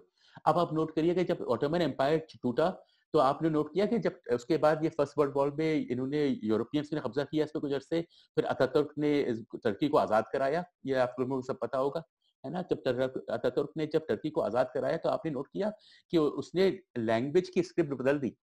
अतातुर्क से पहले तुर्की जबान जो है वो अरबी फारसी जो हमारी जो हरूफ हैं उन पे लिखी जाती थी। अच्छा, अरबी फ़ारसी हुरूफ की भी हिस्ट्री पे आप ज़रा गौर कीजिए। ये अरबी फ़ारसी के जो हमारे हुरूफ हैं जिनको कहते हैं हम, इनकी हिस्ट्री बड़ी इंटरेस्टिंग है। ये एक कॉमन सिंबॉलिक सिस्टम था, राइटिंग सिस्टम था जो एक बहुत बड़े इलाके में फैला हुआ था। ये आपके अफ्रीका से लेके पूरे मिडिल ईस्ट से लेकर आपके मंगोलिया आपके जो आजकल के रशिया है, इनके इलाके जो हैं उज़्बेकिस्तान, ताजिकिस्तान, इन सब इलाकों में ये इस्तेमाल हुआ करता था। इसकी जो इनिशियल सिंबॉलिक सिस्टम था, उसमें obviously over at the time reformations होते गए, मुख्तलिफ कैरेक्टर्स में चेंजेस आ गए, डायक्रिटिक्स ऐड हो गए। तो अब आप हिस्ट्री पढ़िए अपनी स्क्रिप्ट्स की, तो आपको ये पता चलेगा कि स्क्रिप्ट की अपनी हिस्ट्री क्या थी। और ये हिस्ट्री का इसका कोई रिलेशनशिप रिलीजन से नहीं था। अब आप ये नोट कर रहे हैं कि देखिए कुछ चीजें जियोग्राफिकल होती हैं, कुछ चीजें ट्रेडिंग से होती हैं, कुछ चीजें मुख्तलिफ होती हैं। अब इनके आपस में जियोग्राफिकली डिफरेंट रीजंस होते हैं। इनकी आपस की इंटर रिलेशनशिप रिलीजन से कोई होना जरूरी नहीं है। आपका रिलीजन, आप ईमानदारी जो है, ईमानदारी का मतलब है कि बाकी चीजों में वेरिएशंस अलाउड है सारे।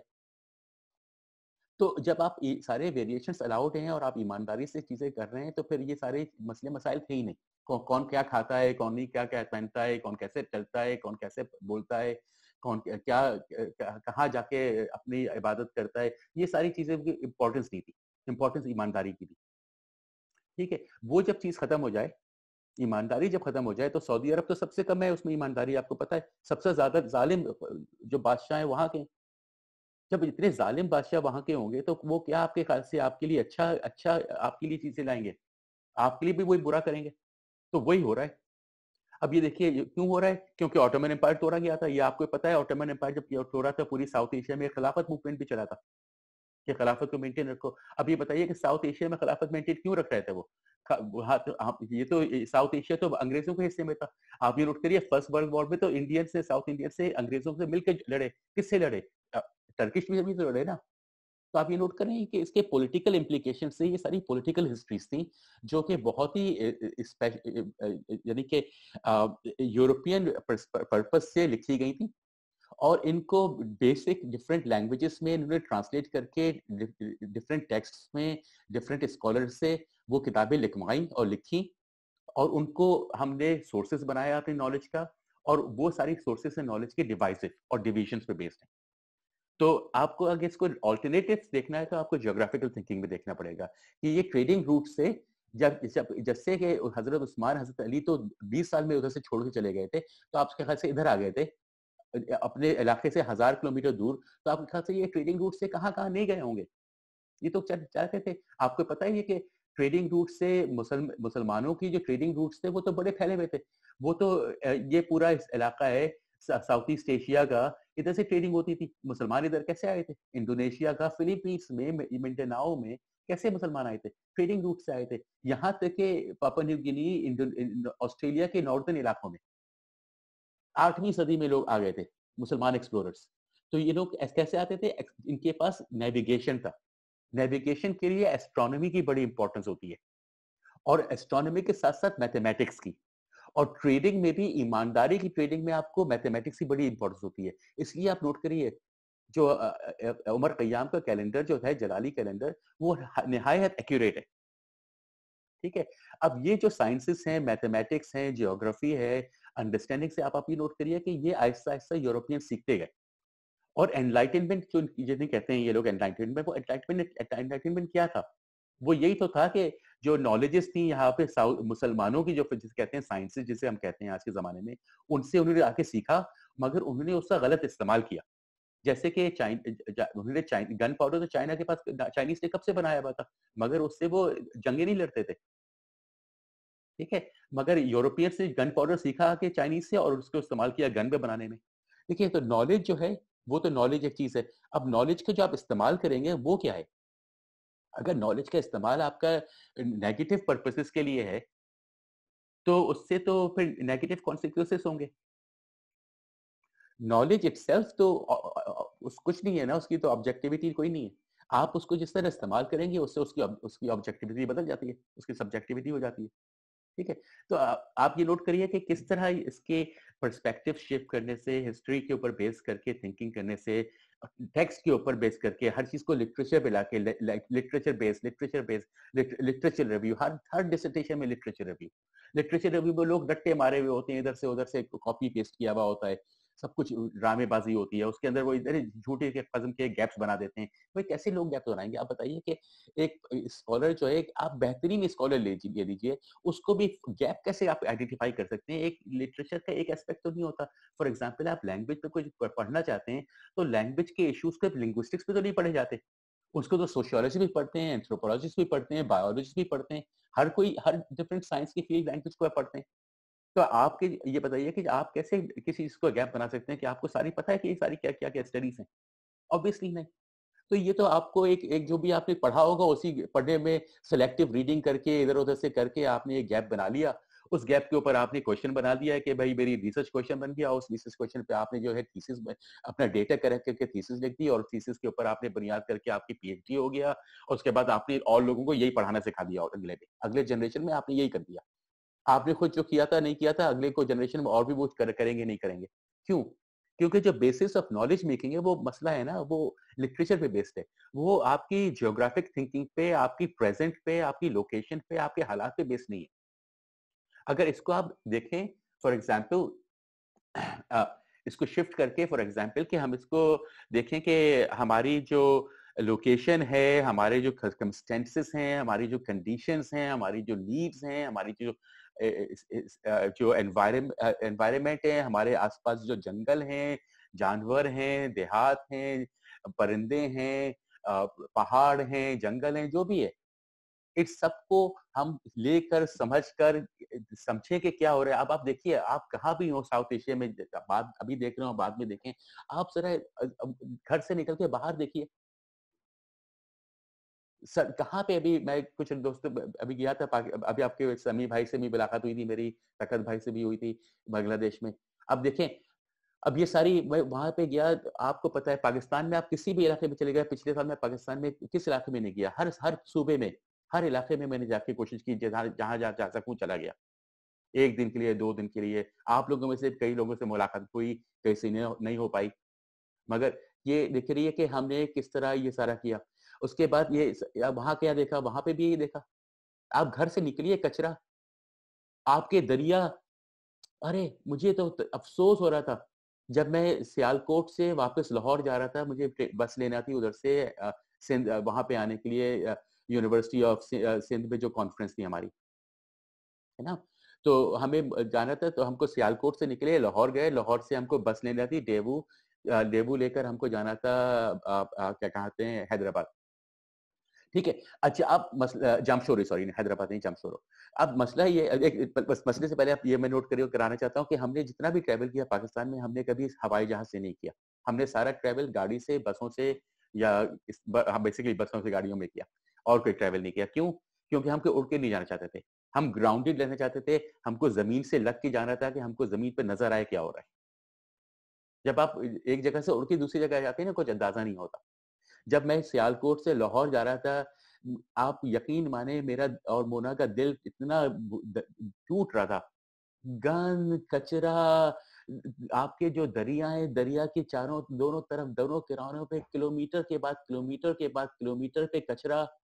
अब वो सारा कचरा दरियों में भी जा रहा है, वही गटर का पानी उधर बह रहा है, दरिया काला गंदा, उसी दरिया के पानी से आप चीजें उगा रहे हैं, खा रहे हैं, आपके जानवर, आपके परिंदे उसमें खा रहे हैं, चली आपकी मछली उसमें रहती है, उसको, मछली को, उस परिंदे को क्या होता है, सब लोग जहर में। आप देखिए जियोग्राफिकली आपके क्या हालात हैं। इस जियोग्राफिकल थिंकिंग के बेसिस पे आपको सिर्फ एक ही काम हो सकता है कि इस पे एक्शन ले सकते हैं। तो आपकी लिटरेसी, आपकी थ्योरी बिल्डिंग, आपकी रिसर्च प्रैक्टिस में बेस्ड होना चाहिए। एंगेजमेंट, चीजें हो क्या रही हैं, मैं कैसे चीजों को अंडरस्टैंड करके इससे एंगेज करूं, मैं अपनी एजुकेशनल कॉन्टेक्स्ट में कैसी एक्टिविटीज बनाऊं जिसके थ्रू लोगों को एक्शन में एंगेज हो, ताकि लोगों को ये पता चले कि नॉलेज जो है एक रिसोर्स है। अभी मसला एक हमारे यहाँ बहुत बड़ा है, मैं आपको बताता हूँ। ये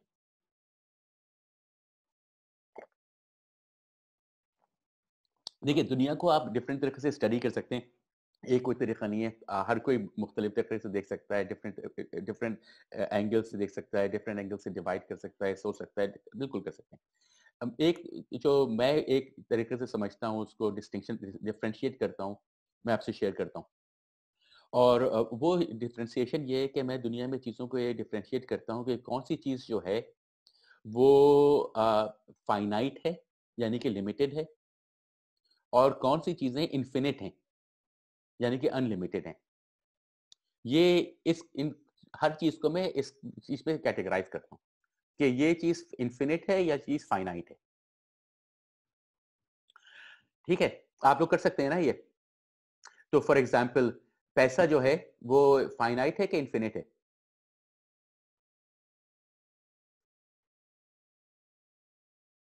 जी, मैं सवाल पूछ रहा हूँ, पैसा जो है वो फाइनाइट है कि इन्फिनिट है? इन्फिनिट है, ठीक है। अच्छा ये बताइए, नॉलेज जो है फाइनाइट है कि इन्फिनिट है? इन्फिनिट। ठीक है। अच्छा ये बताइए कि जो दरख्त हैं आपके आसपास वो फाइनाइट है कि इन्फिनिट है? infinite. दरख्त आपके आसपास जो दरख्त हैं वो फाइनाइट है नंबर में कि इन्फिनिट? फाइनाइट है, ठीक है, ठीक है। आपके आसपास जो दरिया है वो फाइनाइट है कि इन्फिनिट है? Finite. We have the nautical miles. नहीं, नॉटिकल माइल गिनने की जरूरत नहीं है। दरिया जो है आपका, उसमें जो पानी है वो फाइनाइट है कि नहीं है? दरिया सूख जाता है? नहीं, दरिया सूख जाता है।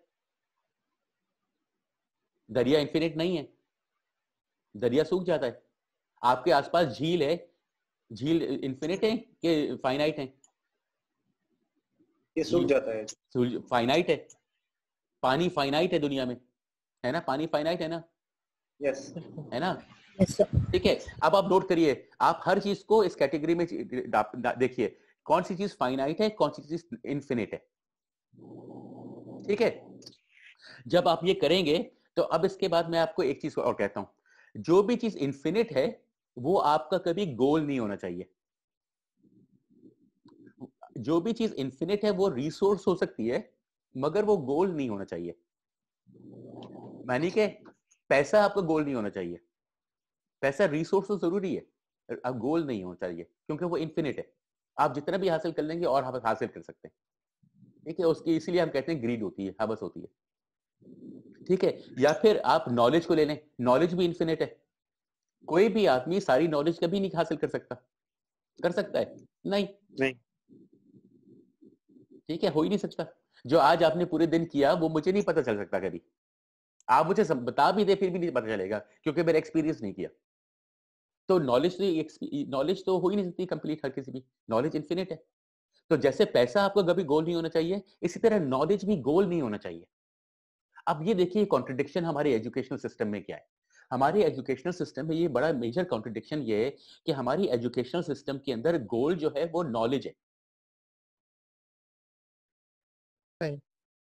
जब आपका एजुकेशनल सिस्टम का गोल नॉलेज है जो कि इन्फिनिट है, तो आपका गोल जो है वो तो आप अचीव ही नहीं कर सकते। आपने अनअचीवेबल टारगेट रखा है अपने लिए, है ना? जब आपने अपने लिए अनअचीवेबल टारगेट रखा है तो आप फेलियर ही हो सकते हैं, और कुछ पॉसिबिलिटी है ही नहीं आपके लिए,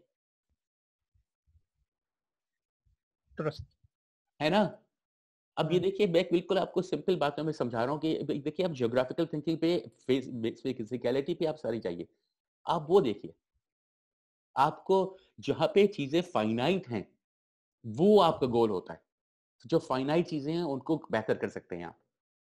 उस फाइनाइट चीजों के लिए बेहतर करने के लिए आपको नॉलेज हासिल करना है, तो नॉलेज आपके लिए एक रिसोर्स हुआ। आपको जिंदगी में रहने के लिए जो चीजें खरीदना है, कुछ करना है, तो उसके लिए आपको रिसोर्स चाहिए, पैसा वो चाहिए आपको, बिल्कुल चाहिए, वो एक रिसोर्स है। मगर वो नोट करिए, पैसा जो है रिसोर्स तो है, मगर नोट करिए पैसे की जो है हिस्ट्री क्या है। पैसे की हिस्ट्री जो है, अगर आप इस पे फोकस करेंगे तो आपको ये समझ में आएगा कि पैसा जो है कोई यूनिवर्सल हमेशा से होने वाली चीज नहीं है, कोई मटेरियल चीज नहीं है। ये भी एक सिंबॉलिक सिस्टम है, एक नॉन मटेरियल सिंबॉलिक सिस्टम है जो किसी ने इन्वेंट किया है। तो ऑब्वियसली जो इन्वेंट करता है तो उसको तो फायदा होता है ना। तो वो उनको फायदा होता है, जिसको फायदा होता है उनको फायदा होता है। आपको पता है किसको फायदा होता है? हमें तो फायदा नहीं होता। हम तो पूरी जिंदगी पैसे के लिए तरसते रहते हैं, अपने घर बच्चे छोड़ देते हैं, दूसरे को मुल्कों में जाके नौकरियां करते हैं, मजदूरी करते हैं, गुलामी करते हैं। कितने यहाँ पे सिडनी में अपने पाकिस्तान, इंडिया, बांग्लादेश, नेपाल, श्रीलंका, कितने बच्चे हैं इधर यहाँ पे, क्या करते हैं ये बेचारे? साइकिलों पे फूड डिलीवर कर रहे होते हैं। आजकल सर्दियां हैं यहाँ पे, सर्दी में जैकेट पहन के हालत बुरी होती है, खड़े हुए होते हैं सड़कों पे कि ऑर्डर आ जाए उनके फोन पे कि वो ऑर्डर को जाके फिर पिक करेंगे, कहीं डिलीवर करेंगे, 2 रुपए कमा लेंगे। अब ये देखिए चवन्नियों पे, हम यहाँ के हमारे बच्चों को ये चवन्नियों पे देते हैं। इन चवन्नियों को जमा करके ये बच्चे कितने सब लोगों को सपोर्ट करते हैं, अपने आप को सपोर्ट करते हैं, अपने घर पैसे बेचते हैं, गुलामी कर करके। कैसे हो रही है गुलामी? क्यों कर रहे हैं? क्योंकि हमारे सारे सिंबॉलिक सिस्टम्स जो अगर आप नोट करेंगे, हमने अपने सिंबॉलिक सिस्टम्स का कंट्रोल जो है सारा का सारा इनको दे दिया है। वो कैसे दिया है? क्योंकि हमारी सारी थिंकिंग इनकी लिटरेसी के ऊपर बेस्ड है। सारे सोर्सेस हमारे, चाहे वो अरबी में लिखे हों, सऊदियों ने लिखवाए हों, किससे लिखवाए हों, सब झूठ है। हम किसी चीज पे यकीन ही नहीं कर सकते। जब आप किसी चीज पे यकीन नहीं कर सकते तो आपको उनको उसके ऊपर बेस करके बहस करना, लड़ना झगड़ना क्या जरूरत है? आप ये देखें आप जिधर हैं उसको बेहतर करें, आप अपने स्टूडेंट्स को एक्टिविटीज में शामिल करें, उनसे एंगेज करें चीजें। मैं आपको एक एग्जांपल देता हूँ। फॉर एग्जांपल आजकल जब खासतौर पे आजकल तो कोविड का जमाना है ना, तो मैं आपको एक एग्जांपल शेयर करके देता हूँ। आप अपने स्टूडेंट्स के साथ कर सकते हैं, किसी भी लेवल पे हैं आप कर सकते हैं। ऑब्वियसली किंडरगार्टन में मुश्किल होगा, मगर बाकी किसी भी लेवल पे कर सकते हैं। आप ये करिए कि अपने स्टूडेंट्स को एक एक्टिविटी दीजिए एक दिन, उनसे कहिए कि भाई अपने घर में जो तुम्हारे घर में जितना खाने का सामान है ना रखा हुआ है, अब ये करो कि अपनी अम्मी, बहन, भाई, अब्बू सबके साथ जो भी है पूछो उनसे, जो भी घर में तुम्हारा सामान है खाने का, वो खाने में जो इस्तेमाल होता है उसकी एक लिस्ट बनाओ, कैटलॉग बनाओ। ठीक है? तो उनसे और उससे कहिए कि वो ये भी लिखें उसके अंदर कि वो किस तरह के कंटेनर में रखा हुआ है, और वो ये कि वो कितनी और किस तरह के कंटेनर में रखा है और कहाँ रखा हुआ है, कि फ्रिज में रखी हुई है कोई चीज बाहर रखी हुई है, वो कहाँ रखी है, किसी की यानी कि भाई के कमरे में रखी है, कहाँ रखी है, किचन में रखी है, लिविंग रूम में रखी है, कहाँ रखी है चीजें। तो गोश्त जो है वो फ्रिज के किस शेल्फ में रखा है, बॉटम शेल्फ में रखते हैं, टॉप शेल्फ में रखा हुआ है। उसके साथ जो है फ्रिज में जो है गोश्त के साथ जो है सब्जी के साथ जोड़ी भी रखी हुई है कि अलग अलग रखी हुई है।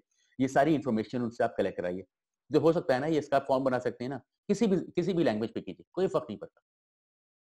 आप मदर टंग में कीजिए। ठीक है? आप नोटिस करिए कि मैं आपको ठीक है, आप बेशक इंग्लिश टीचिंग करते हो, मगर आपको लोकल लैंग्वेजेस को हटाने की कोई जरूरत नहीं है। इंटीग्रेट करिए सारी लैंग्वेजेस को, क्योंकि अगर आप अपनी लोकल लैंग्वेजेस को आउटसाइड लैंग्वेज क्लासरूम से हटा देंगे और अपने स्कूल से हटा देंगे, तो आप बच्चों को एक नेगेटिव एटीट्यूड दे रहे हैं ना लैंग्वेज के बारे में। तो वो नेगेटिव एटीट्यूड तो नुकसानदेह है, तो उस एटीट्यूड को हटाना है हमको। तो यानी कि जो रिस्ट्रिक्शंस हैं कि सिर्फ इंग्लिश इस्तेमाल हो और लोकल लैंग्वेजेस इस्तेमाल नहीं हो, ये तो चेंज करना है। इस रिस्ट्रिक्शन को हटाना है, सारे स्कूलों से हटाना है। सब टीचर्स जो हैं लोकल लैंग्वेजेस में, उनको एनकरेज करना चाहिए कि वो लोकल लैंग्वेजेस को इस्तेमाल करके चीजें दिखाएं। और इसमें ये भी एक सिस्टमैटिक एक चीज है, ठीक है? इसको हम देखते हैं। तो आप ये लोकल लैंग्वेजेस में करिए। एक चीज बच्चों से कहिए कि वो अब चीजें जो है स्टूडेंट से कहिए कि वो लिस्ट बनाए। हर कोई कर सकता है ना, हर क्लास के बच्चे कर सकते हैं ना। ऑब्वियसली कुछ बच्चों को पेरेंट्स की जरूरत ज्यादा पड़ेगी, कुछ बच्चे खुद से ज्यादा कर सकते हैं। अब आपने ये क्यों कराया? अब आपने ये लोगों से जब करा ली एक्टिविटी, हर किसी ने आपको एक ये फॉर्म भेज दिया। अब ये फॉर्म तो बिल्कुल बेसिक था ना।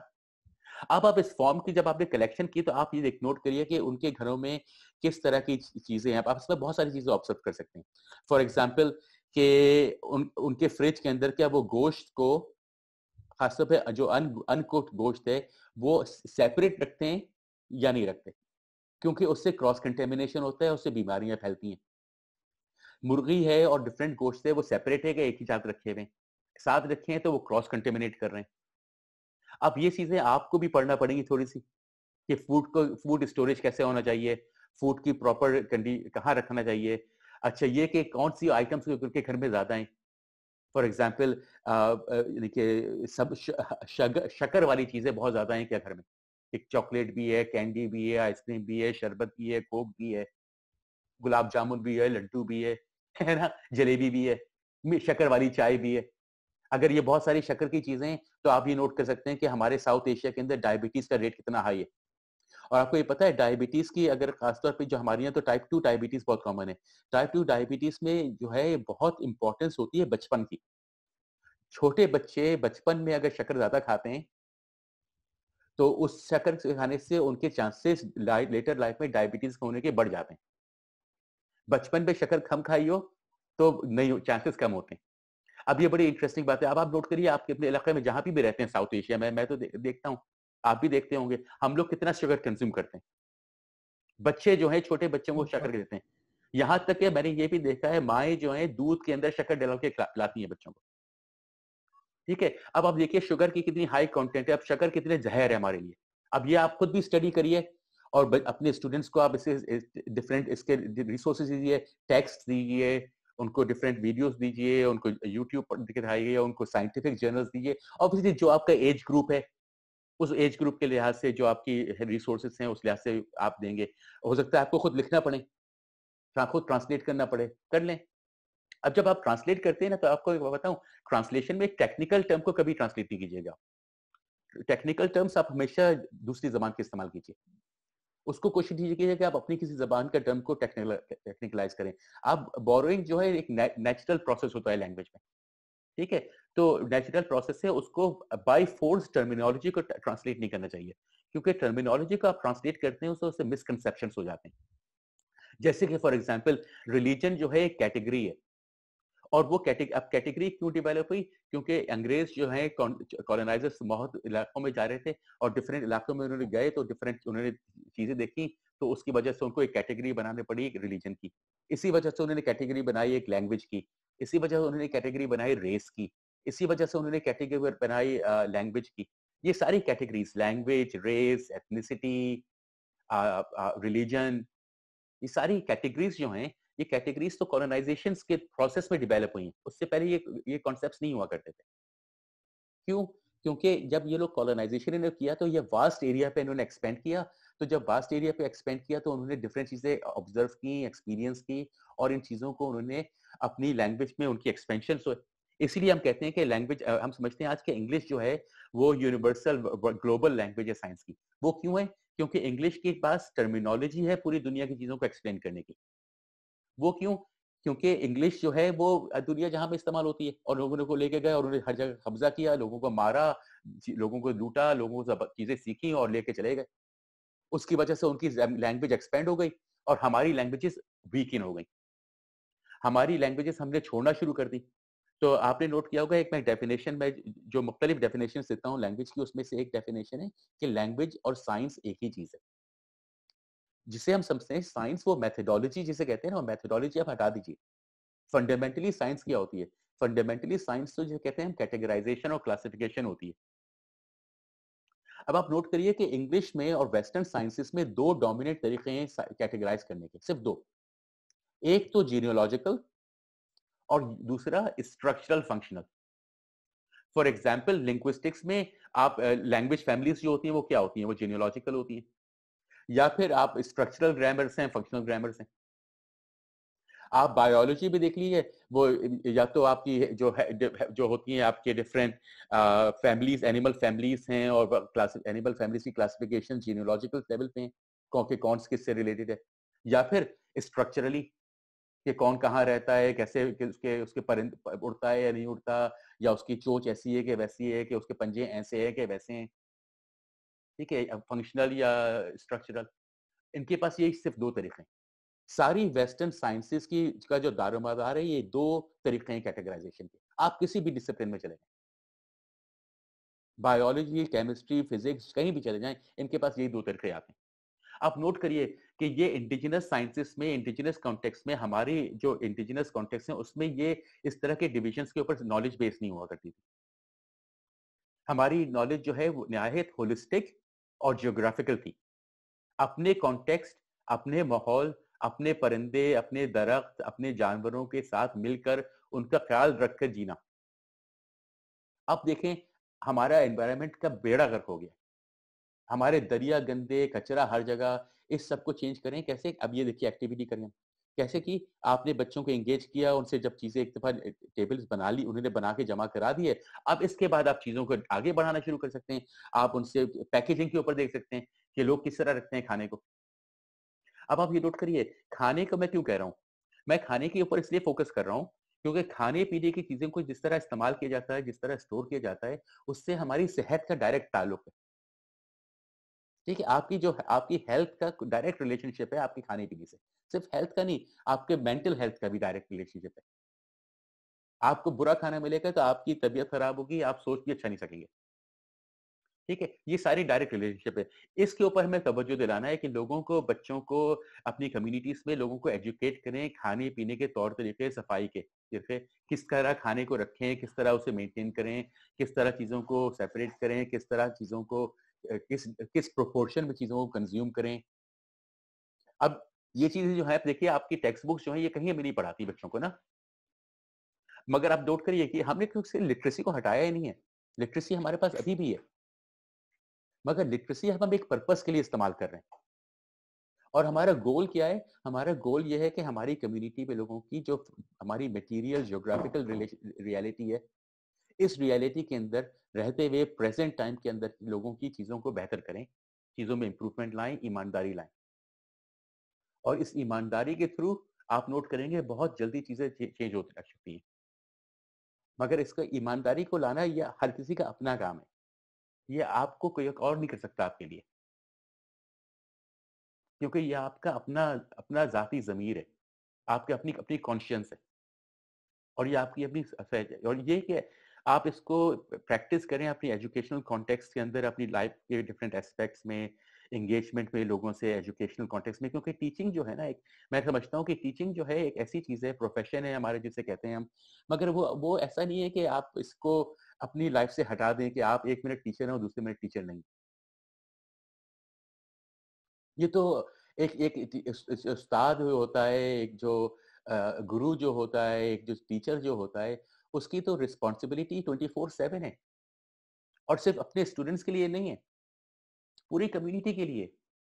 क्योंकि टीचर्स तो कम्युनिटी के लिए रिस्पॉन्सिबल है ना, कि आप तो टीचर्स कौन है, आप अपने कम्युनिटी के बच्चों को, आपके आपके जो कम्युनिटी के लोग हैं, अपने बच्चों को आपके हवाले कर रहे हैं, आपके पास दे रहे हैं अमानत के तौर पे, ताकि आप बच्चों को उनको सलाहियत दें, उनको बेहतर करें, उनकी ज़िंदगियाँ बेहतर हों।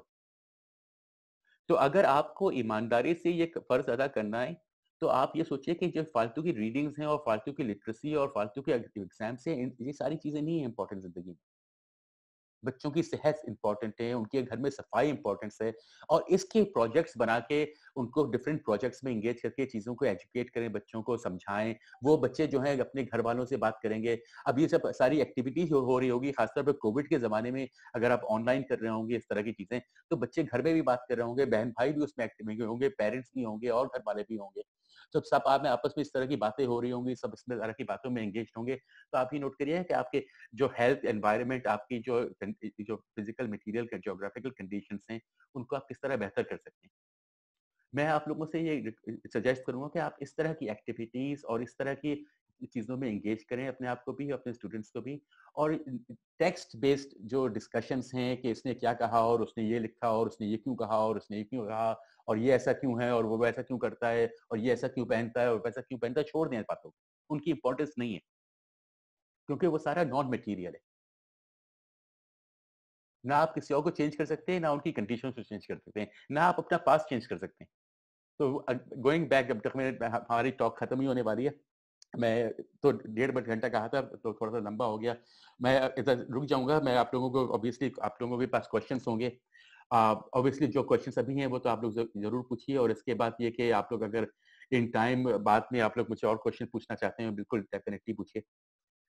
तो एनीवे, तो मैं इधर रुक जाऊंगा, मैं खासा 1.5 घंटे से बोल ही रहा हूँ। आप लोग बिल्कुल, मैं रुक जाता हूँ। Thank you very much. अच्छा, हम ये जो सारी बात अभी कर रहे थे, ईमानदारी और बेईमानी और ये सारी जो एक्टिविटीज आप सजेस्ट कर रहे थे, तो इसमें अभी हमारे जो साउथ एशियंस में नेगेटिव एटीट्यूड्स बहुत ज़्यादा हैं। हम तो पॉजिटिव चीज़ों की तरफ नहीं जाते हैं। मसलन अभी हमें अभी कोविड-19 है और सारे लोग जो है वो ऑनलाइन की तरफ शिफ्ट हो रहे हैं, तो हमारे यहाँ कुछ लोगों में बड़ा नेगेटिव एटीट्यूड पाया जा रहा है। तो क्या हम हाथ पे हाथ डाल के बैठ जाएं तो ये एकदम नहीं होता, शुरू करें? देखिए, नेगेटिव एटीट्यूड्स कैसे खत्म करने हैं? देखिए, नेगेटिव एटीट्यूड जब लोगों के चेंज होते हैं, जब लोगों को नजर आता है कि कोई चीज बेहतर हो रही है कहीं से। देखिए, हम सबकी जिंदगियों में मुश्किलें आते हैं, हम कोई इसमें कोई शुबा मुझे है ही नहीं, किसी कोई डाउट नहीं है कि आप लोगों की सब, हर किसी की जिंदगी जो है उसमें आप लोगों की कितनी स्ट्रगल्स करना पड़ती हैं, मुझे बिल्कुल अंदाजा है, मैं समझता हूँ। तो ऑब्वियसली जब आप हर कोई इतना स्ट्रगल कर रहा होता है, तो इस स्ट्रगल में तो आपके सबके, हम सबके फैक्टर्स जो हैं वो नेगेटिव होते हैं ना। हम लोग सब जो हैं कॉन्फ्लिक्ट में हैं, हम लोग सब पे ऊपर सप्रेशन है, हम सबके ऊपर जो है हजार प्रेशर्स हैं। तो ऑब्वियसली जो हमारा एंगेजमेंट दूसरों से होता है, तो वो हमारे जो असर हो रहा है वही आगे भी हम कर देते हैं, कॉन्शियसली भी नहीं होता, वो अक्सर ऐसे ही हो जाता है अनकॉन्शियसली, क्योंकि ये बस बन गया है रिवाज। क्यों? क्योंकि एक हमारे पास सप्रेशन जो है हमारा कंटिन्यूअस कब से हो रहा है, आज से तो नहीं हो रहा। हमारे यहाँ तो सदियां हो गई हैं, 400-500 साल से हमारे ऊपर कंटिन्यूअस सप्रेशन है, और आज भी आज बढ़ गया है और कल और बढ़ेगा, क्योंकि अनफॉर्चुनेटली आप लोग जो है एक्सपीरियंस कर रहे हैं, आपको तो अंदाजा है कि कोविड क्या कर रहा है आपके इलाकों में। कोविड तो बढ़ रहा है, कोविड तो कम नहीं हो रहा, दूसरी जगहों पे लोग बात करते हैं सेकंड वेव की, हमारे यहाँ तो पहली वेव खत्म ही नहीं हो रही, बढ़ती चली जा रही है भाई, वो तो सुनामी की तरह सही फैले बात चली जा रही है। सही तो बात वेव भी नहीं है, वो तो सुनामी हो गया है। अब इस सुनामी के अंदर हम जो सब लोग रह रहे हैं, इन कंडीशंस में हैं, तो ऑब्वियसली ये सारी चीजें तो अफेक्ट करेंगी। अब इसका एक इम्पैक्ट ये होने वाला है कि आपको खुद ही नजर आ रहा है कि अब पाकिस्तान से लोगों का बाहर निकलना तो भूल जाइए, आसान, कोई आसान नहीं होने वाला। तो मतलब ये कि आप ये नोट कर रहे होंगे कि बहुत सारे लोग बल्कि वापस ही आ रहे हैं, उनकी नौकरियां खत्म हो गई हैं। अब हमारी जो है बांग्लादेश, इंडिया, पाकिस्तान, श्रीलंका, नेपाल, हमारी यहाँ रेमिटेंस बेस्ड इकोनॉमी, बहुत हमारी डिपेंडेंसी है, हमारे यहाँ मुल्कों को एक डिपेंडेंसी है कि बाहर से पैसा आएगा, हमारे लोग भेजेंगे, इसलिए तो भेजते हैं ना हमारे मुल्क। हमारे लोग क्या करते हैं, हमारे यहाँ तो मैं अक्सर लोगों से कहता हूँ कि हमारे यहाँ हम लोग ह्यूमंस नहीं है, हम लोग कैटल्स हैं, हम लोग यहाँ ह्यूमन फार्मिंग होती है, ओवर पॉपुलेटेड है, हर कोई जो है आगे बढ़ना चाहता है, किसी के पास पॉसिबिलिटीज नहीं है, एक दूसरे के ऊपर चढ़ के जाना चाहते हैं, एक दूसरे के ऊपर धक्का देके, क्यों? क्योंकि हालात ऐसे हो गए। तो ऑब्वियसली मुबश्शिर जो आप कह रहे हैं कि ये जो है इस पे लोगों की नेगेटिव एटीट्यूड्स होते हैं, नेगेटिव सोचें हैं, वो तो ऑब्वियसली होंगी, वो कैसे नहीं होंगी। आप बताइए कि साउथ एशिया में आज तक आपको कौन से आदमी ने, कौन से पॉलिटिकल लीडर ने हमको किधर, किसी भी मुल्क में और साउथ एशिया में, कौन से पॉलिटिकल लीडर ने हमसे सच बोलकर हमारा कुछ फायदा किया? हमारे यहाँ हमेशा तो हमको धोखा मिला है। जब हमको धोखे के बाद धोखा ही मिलता चला जाए, तो आप बताइए कि कैसे लोग किसी पे भरोसा करें, कैसे करें? नेगेटिविटी तो होगी। तो इसमें यह है कि नेगेटिविटी को एड्रेस करने के मेरे ख्याल से तरीका अगेन यही है कि इंडिविजुअली आप अपने काम ईमानदारी से करें, साफ नीयत से करें। हम लोग एक बचपन में मैंने सीखा था कि अमाल का दारोमदार नीयत पे है ना, इसका कोई रिलीजन नहीं, इसका कोई नहीं है, ये एक बेसिक हमारे यहाँ मुहावरा है ना। हमारी अगर नीयत साफ है, अगर ईमानदारी से आप काम करते हैं, तो ठीक है, आप ईमानदारी से काम करें। कुछ लोग आपके साथ होंगे, कुछ नहीं होंगे, कुछ बुरा करेंगे, कुछ अच्छा करेंगे, उनकी नेगेटिविटी होगी। आपका काम ये है कि आप अपना गोल सामने रखें कि आपका गोल क्या है। आपका गोल है कि ईमानदारी से आप जो आपका रोल है, आपकी जो रिस्पॉन्सिबिलिटी है कि आप टीचर हैं या आप स्टूडेंट हैं, तो आपकी जो रिस्पॉन्सिबिलिटीज हैं as a teacher, as a student, as a teacher आपकी रिस्पॉन्सिबिलिटी ये है कि आप अपनी सोसाइटी को, जहाँ पे आप रहते हैं, जिस कम्युनिटी में आप रहते हैं, जहाँ रहते हैं, उस कम्युनिटी को पॉजिटिव डेवलप करें, ताकि इस तरह के आपके जो शागिर्द हैं, वो स्टूडेंट्स जो हैं, वो कंट्रीब्यूट करें, पॉजिटिव कंट्रीब्यूशंस करें, आपकी कम्युनिटी बेहतर हो। अगर आपने ये करने में कामयाबी कर ली, तो आप कामयाब टीचर हैं। अगर आपके स्टूडेंट्स ने sorry go ahead. Sorry sir no go ahead मेरा प्लीज। एक सवाल सर, मेरा सवाल ये है कि प्रीवियस जो मैंने आपके काम भी देखा है, कुछ टीचर आइडेंटिटी पे भी देखा है, तो हमारी जो इंस्टीट्यूशनल सेल्फ बनता है, हमारे स्टूडेंट्स के सेल्फ बनते हैं, जैसे ये IBN स्टूडेंट है, ये जो कैडेट है, ये जो हैं वो हमारे डिफरेंट आइडेंटिटीज जो हैं डिफरेंट स्कूलिंग की, वो भी बच्चों की बन रही है। और जो हमारे रेस बने हुए हैं, जो आपने कहा रेस बना हुआ है हमारे कल्चर में, जो फलां स्कूल जो है वो फलां स्कूल से ज्यादा अच्छा बनना चाहे, इस तरह की जो आइडेंटिटी है। आपके जो फर्स्ट मैंने आर्टिकल पढ़ा था बोली पे, वो उसमें लिखा था कि बोली was not identity marker but reflects relationship.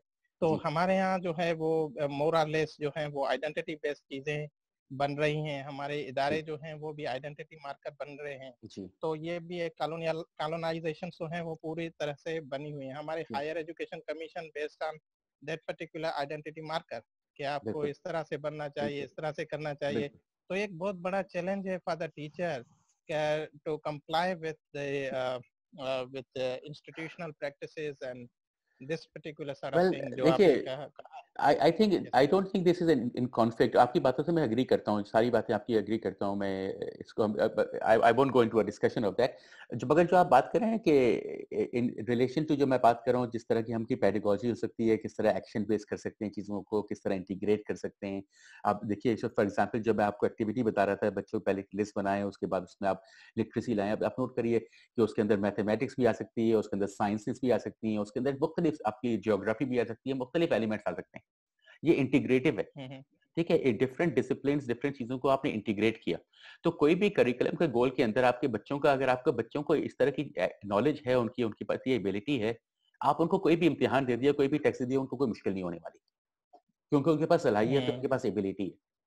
हम टेक्स्ट में और करिकुलम में और सिलेबस में जब उलझते हैं कि हमारे जब स्टूडेंट्स में सलाहियत नहीं होती, उनके पास एबिलिटी नहीं होती, तो इसलिए हम उनको रट्टा पढ़वाते हैं, उनको मॉडल आंसर्स देते हैं, पूरे वक्त ये करते हैं, क्योंकि उनके पास इंडिपेंडेंट एबिलिटी नहीं है, वो डिपेंडेंट है।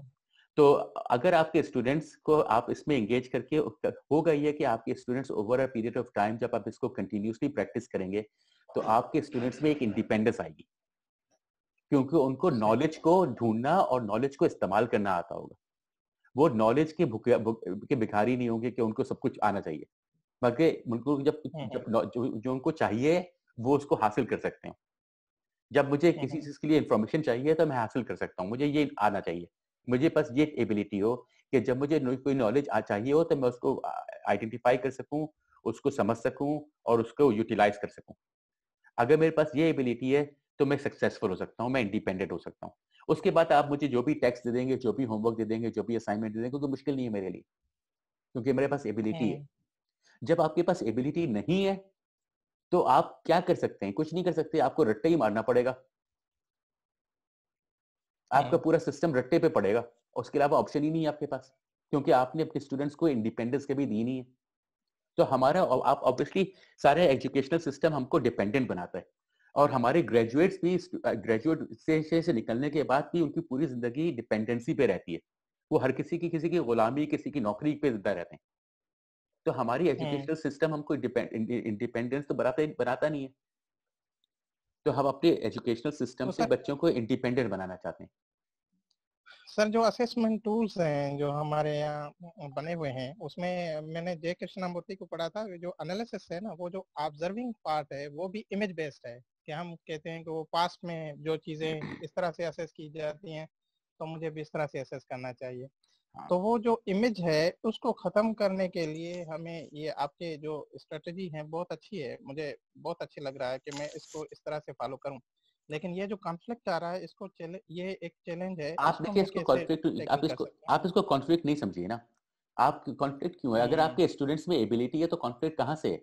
अगर आपके स्टूडेंट्स जो भी असेसमेंट है वो अच्छा पास कर लें तो फर्क मसला क्या है? किसी को शिकायत तो जब होगी ना जब आपका स्टूडेंट्स कामयाब नहीं हो, आपके स्टूडेंट्स फेलियर हो, जब शिकायत होगी। मगर जब आपके स्टूडेंट सक्सेसफुल होंगे तो क्या शिकायत किया? फिर तो ये शिकायत होगी कि भाई आपके स्टूडेंट क्यों सक्सेसफुल हैं, तो ये तो अच्छी शिकायत है। और अगर ये अच्छी शिकायत होती है तो अच्छी बात है, ये शिकायत है तो ये तो अच्छी शिकायत है, इसमें बुराई नहीं है कोई। ठीक है, तो इसको आप इस तरह देखिए। समी, आपके पास सवाल था?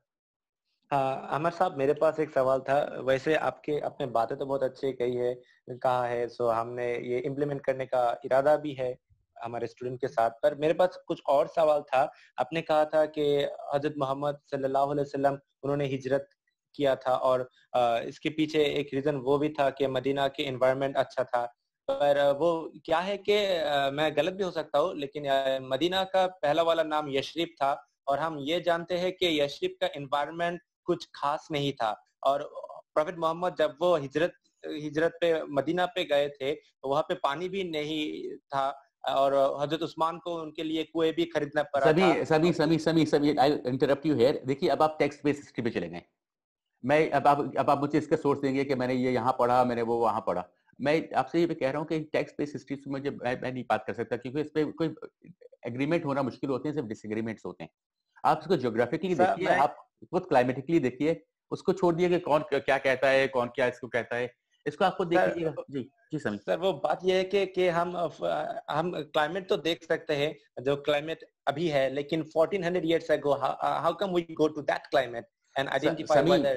समी वो रेगिस्तान तो उस जमाने में भी था ना?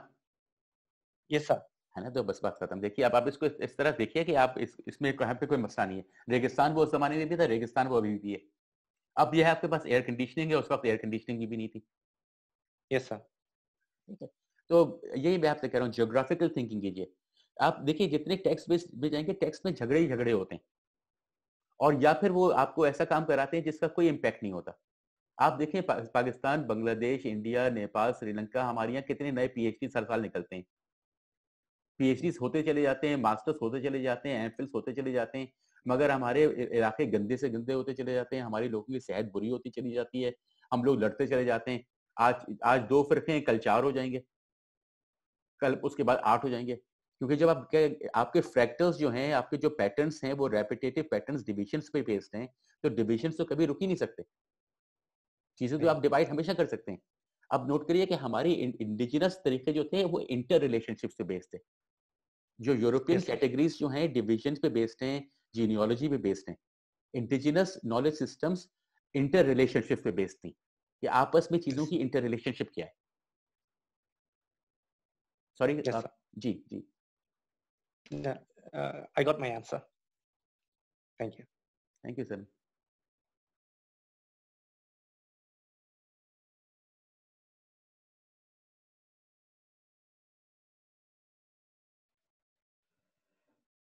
अच्छा डॉक्टर साहब, आपने वो एक कैलेंडर की बात की थी जो आपने यूज करा, तो हमारे पास एक सऊदी अरब में देसी कैलेंडर भी है, कभी हमेशा वो फिक्स्ड है, वो मौसम के साथ आता है। मौसम अभी मुझे याद है कि वो बैसाखी की जो फर्स्ट होती है वो अप्रैल में कहीं जाके होती है, और उस वक्त हार्वेस्टिंग सीजन होता है। तो इसको अगर कंपेयर किया जाए उसके साथ, तो सऊदी अरब तो बड़ा सूटेबल कैलेंडर नहीं है हमारा। देखिए कैलेंडर क्या होता है, कैलेंडर तो बेसिकली ह्यूमन, देखिए कैलेंडर क्या है, कैलेंडर टाइम को मैनेज करने का एक तरीका है, ठीक है। तो इन्हीं के ह्यूमन एग्जिस्टेंस में जो प्रेजेंट जो है उसका कॉन्सेप्ट जो टाइम का है उसको मैनेज करने का तरीका अगर आपको चाहिए हो तो आपको कैलेंडर डेवलप करना पड़ता है। कैलेंडर जो है उसमें घंटे दिन का इतनी इंपॉर्टेंस नहीं होती, उसकी नोटिस कीजिए रिलेशनशिप होती है जियोग्राफिकली और वेदर सिस्टम से और टाइम ऑफ डे से, ठीक है कि सुबह का वक्त, दोपहर का वक्त, शाम का वक्त, रात का वक्त, क्योंकि उसमें विजिबिलिटी मुख्तलिफ होती है, मौसम मुख्तलिफ होता है, आप बाहर जा सकते हैं नहीं जा सकते, वगैरह वगैरह चीज़ें डिफरेंट होती हैं। इन बेसिस के ऊपर आप देखेंगे तो आपको अंदाज़ा होगा कि जो कैलेंडर जो है वो बेसिकली आपको आपको जो है कम्युनिटी को आप जहाँ रहते हैं उसको वो एक पैटर्न देता है, जिस पैटर्न के थ्रू लोग जो हैं अपनी ज़िंदगी गुजारते हैं, क्योंकि वो पैटर्न माहौल के लिहाज से होता है। तो आप नोट करते होंगे कि इंडिजिनस कम्युनिटीज अभी भी ऐसा है कि पाकिस्तान में फ़र्क के इलाके में फॉर एग्जांपल जो है मवेशी चलाने वाले होते हैं, पूरे अपने खानदान कबीले लेके जाते हैं। सर्दियों में वो पंजाब के प्लेन्स में रहते हैं, और जब स्प्रिंग आता है, गर्मियाँ आती हैं, तो वो ऊपर पहाड़ों में, वैलीज़ में अपने लेके जाते हैं बकरे, मवेशी। है ना ऐसा? आपने देखा होगा। सिंध में आपने थर में देखा होगा कि काफ़िले ऊँटों के साथ जा रहे होते हैं। तो नोट करिए कि इंडिजिनस कम्युनिटीज़ जो है ना, उनमें एक तो ओनरशिप का कॉन्सेप्ट नहीं होता था, लैंड ओनरशिप का। लैंड जो है वो ओन नहीं होती थी। साउथ एशिया में लैंड ओनरशिप का कॉन्सेप्ट ब्रिटिशर से पहले नहीं आया था। तो लैंड जो थी शेयर्ड रिसोर्स हुआ करती थी, जैसे कि पानी शेयर्ड रिसोर्स है, हवा शेयर्ड रिसोर्स है। आप नोट करिए जैसे जैसे इनकी कॉलोनाइजेशन की इजाफा होता चला जाता है, हमारी शेयर्ड रिसोर्सेज अनशेयर्ड हो जाती हैं और प्राइवेटली ओन हो जाती हैं या स्टेट ओन हो जाती हैं। इसीलिए तो क्लैशेस होते हैं इंडिजिनस कम्युनिटीज में और लोगों में, क्योंकि इंडिजिनस तो नोमैडिक हैं, वो तो नोमैडिक लाइफ लेते हैं, वो तो हमेशा साल में मुख्तलिफ इलाकों में रहते हैं, मुख्तलिफ सीजन में जहाँ जाते हैं। गर्मियों में वादियों में जाते हैं, मौसम अच्छा होता है, बकरियों को अच्छा खाना मिलता है, हवा साफ है, अच्छा इलाका है, वहाँ पे गर्मी भी कम होती है। सर्दियाँ वहाँ पे गुजारने के लिए नहीं होती हैं, सर्दियों में नीचे प्लेन्स में आ जाते हैं, पंजाब में बहुत अच्छा मौसम होता है सर्दियों में, लोग इस तरह माइग्रेट करते थे, सीजनल माइग्रेशन होता था। ठीक है, हर इलाके में इस तरह नहीं होता था, मगर कुछ इलाकों में ऐसा होता है और कुछ में नहीं होता। क्योंकि कैसा, कि जियोग्राफिक कंडीशनिंग पे बेस्ड होता था। आप फिलीपींस वगैरह के जो इलाके हैं, उधर जो आइलैंड्स हैं, उधर आप इंडिजिनस कम्युनिटीज में जाएं तो वहां पे भी इसी तरह के लोग माइग्रेशन करते थे, नोमैडिक। जब साइक्लोन का सीजन होता था तो वो कुछ और इलाकों में चले जाते थे, समंदर से हट जाते थे। जब जब मुख्तलिफ सीजन होता था तो वो नीचे आ जाते थे समुद्रों पे, चेंज करती थी लोकेशंस। उनकी लैंड प्रॉपर्टी नहीं होती थी, घर वो परमानेंटली बनाते थे, घर वो ऑर्गेनिक मटेरियल से बनाते थे, वो ऑर्गेनिक मटेरियल वापस और हो जाता था। इसीलिए तो आप नोट करिए कि साउथ एशिया में अगर आप यूरोपियन इन्वेजन से पहले देखें तो बहुत कम आपको आर्किटेक्चरल रिमेन्स मिलेंगे। हैं, ये नहीं कि नहीं है, हैं पत्थरों के बने हुए, मगर कम है। क्यों? क्योंकि जनरली पॉपुलेशन जो है वो ऑर्गेनिक मटेरियल में घर बनाती थी। आप नोट करें ना कि एनवायरमेंटल इंटर रिलेशनशिप्स थी, वेदर सिस्टम से इंटर रिलेशनशिप थी, लोग मटेरियल से इंटर रिलेशनशिप थी। अब क्या है, हर कोई घर बनाएगा सीमेंट के और ब्लॉक्स के, और शीशा होगा। अब सीमेंट, ब्लॉक्स और शीशे के लिए आपको चाहिए रेत। आपको ये पता है दुनिया में रेत की बहुत बड़ी कमी हो रही है। रेत पे झंगे हो रहे हैं, रेत पे राइट्स हो रही है, रेत का माफिया बना हुआ है। आप लोग सर्च कर लीजिएगा इसको बाद में, सैंड माफिया और सैंड्स के ऊपर। क्यों? क्योंकि हर कोई एक ही काम कर रहा है। आप ये नोट करिए कि जो दुनिया में डाइवर्सिटी थी और जो एक्सट्रीम डाइवर्सिटी थी, वो डाइवर्सिटी आहिस्ता आहिस्ता खत्म हो रही है। लैंग्वेजेस में लैंग्वेजेस की डेथ हो रही है, इस बायोलॉजिकल लाइफ के स्पीशीज की खत्म हो रहा है। Different social systems, different ways of thinking, different knowledge systems सब खत्म हो रहे हैं। सबको रिप्लेस किया जा रहा है western based, English based knowledge system से। इसलिए EMI और इंग्लिश पे इतना फोकस होता है, इसलिए वो किसी और को आने नहीं देते, और उससे वो जॉब्स को कंट्रोल करते हैं। और सारा का सारा जॉब्स क्या है, इकोनॉमिक सिस्टम, पैसा सिंबॉलिक है। सारे सिंबॉलिक सिस्टम्स वो कंट्रोल कर लेते हैं, नॉलेज वो हमको फीड करते हैं, और नॉलेज के बेस के ऊपर हम जो भी करते हैं नहीं करते वो हमारा का बाड़ा होता है। मगर हमारे पास इंडिजिनस नॉलेज खत्म हो गई है, और हमारी जो नॉलेज की जो गोल्स थे वो हम भूल गए। ऐसा नहीं है कि हमारे इलाके में, साउथ एशिया में एजुकेशन नहीं थी पहले, यूरोपियंस के आने से पहले बिल्कुल थी, और मदरसों में नहीं थी। ऐसे कोई मदरसा नहीं होता था। मदरसे का कॉन्सेप्ट ही अन इस्लामिक है, ये तो सऊदी कॉन्सेप्ट है। आप खुद नोट करिए ना कि इस्लाम में तो यह है कि जब 7 साल का बच्चा जब नहीं हो तो उस पर कुछ उसको नहीं सिखाने की जरूरत, और कुछ फर्ज नहीं है जब तक कि वो उस पर बालिग नहीं हो, मैच्योरिटी नहीं है 13-14 साल की उम्र तक। क्यों है ऐसा? क्योंकि नहीं पढ़ाने की जरूरत उसको। और अब ये देखिए मदरसे हमारे छोटे छोटे बच्चे 3-3, 4 से बच्चों को लेके जाते हैं, जो आपकी इस्लामिक बेसिक अंडरस्टैंडिंग जो प्रिंसिपल है उसको ही फॉलो नहीं कर रहे।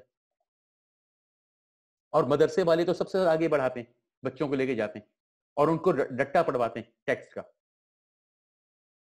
ये तो बिल्कुल अन इस्लामिक है। मगर ये सऊदी इस्लाम है। सऊदी इस्लाम ने कैलेंडर आपका तोड़ दिया, सऊदी इस्लाम ने आपकी सारी एजुकेशनल प्रैक्टिसेस खत्म कर दी। उससे पहले क्या हमारी एजुकेशन होती थी? उससे पहले हमारी एजुकेशन होती थी बेसिकली अप्रेंटिसशिप बेस्ड। लोग उस्ताद से सीखते थे। अभी भी म्यूजिक वगैरह में उस्ताद होता है ना, हम अभी भी बोली में कहते हैं उस्ताद जी, उस्ताद, ये बड़ा उस्ताद है या ये हमारे उस्ताद हैं। उस्ताद क्या होता है? उस्ताद तो एक्सपर्ट होता है ना। आप जब एक्सपर्ट के साथ मिलकर काम करते हैं तो आप नॉविस होते हैं, अप्रेंटिस होते हैं। मिलके काम करते हैं, आपको उस्ताद सिखाता है और मार के नहीं सिखाता, ऑब्जर्वेशन में प्यार से समझा के सिखाता है।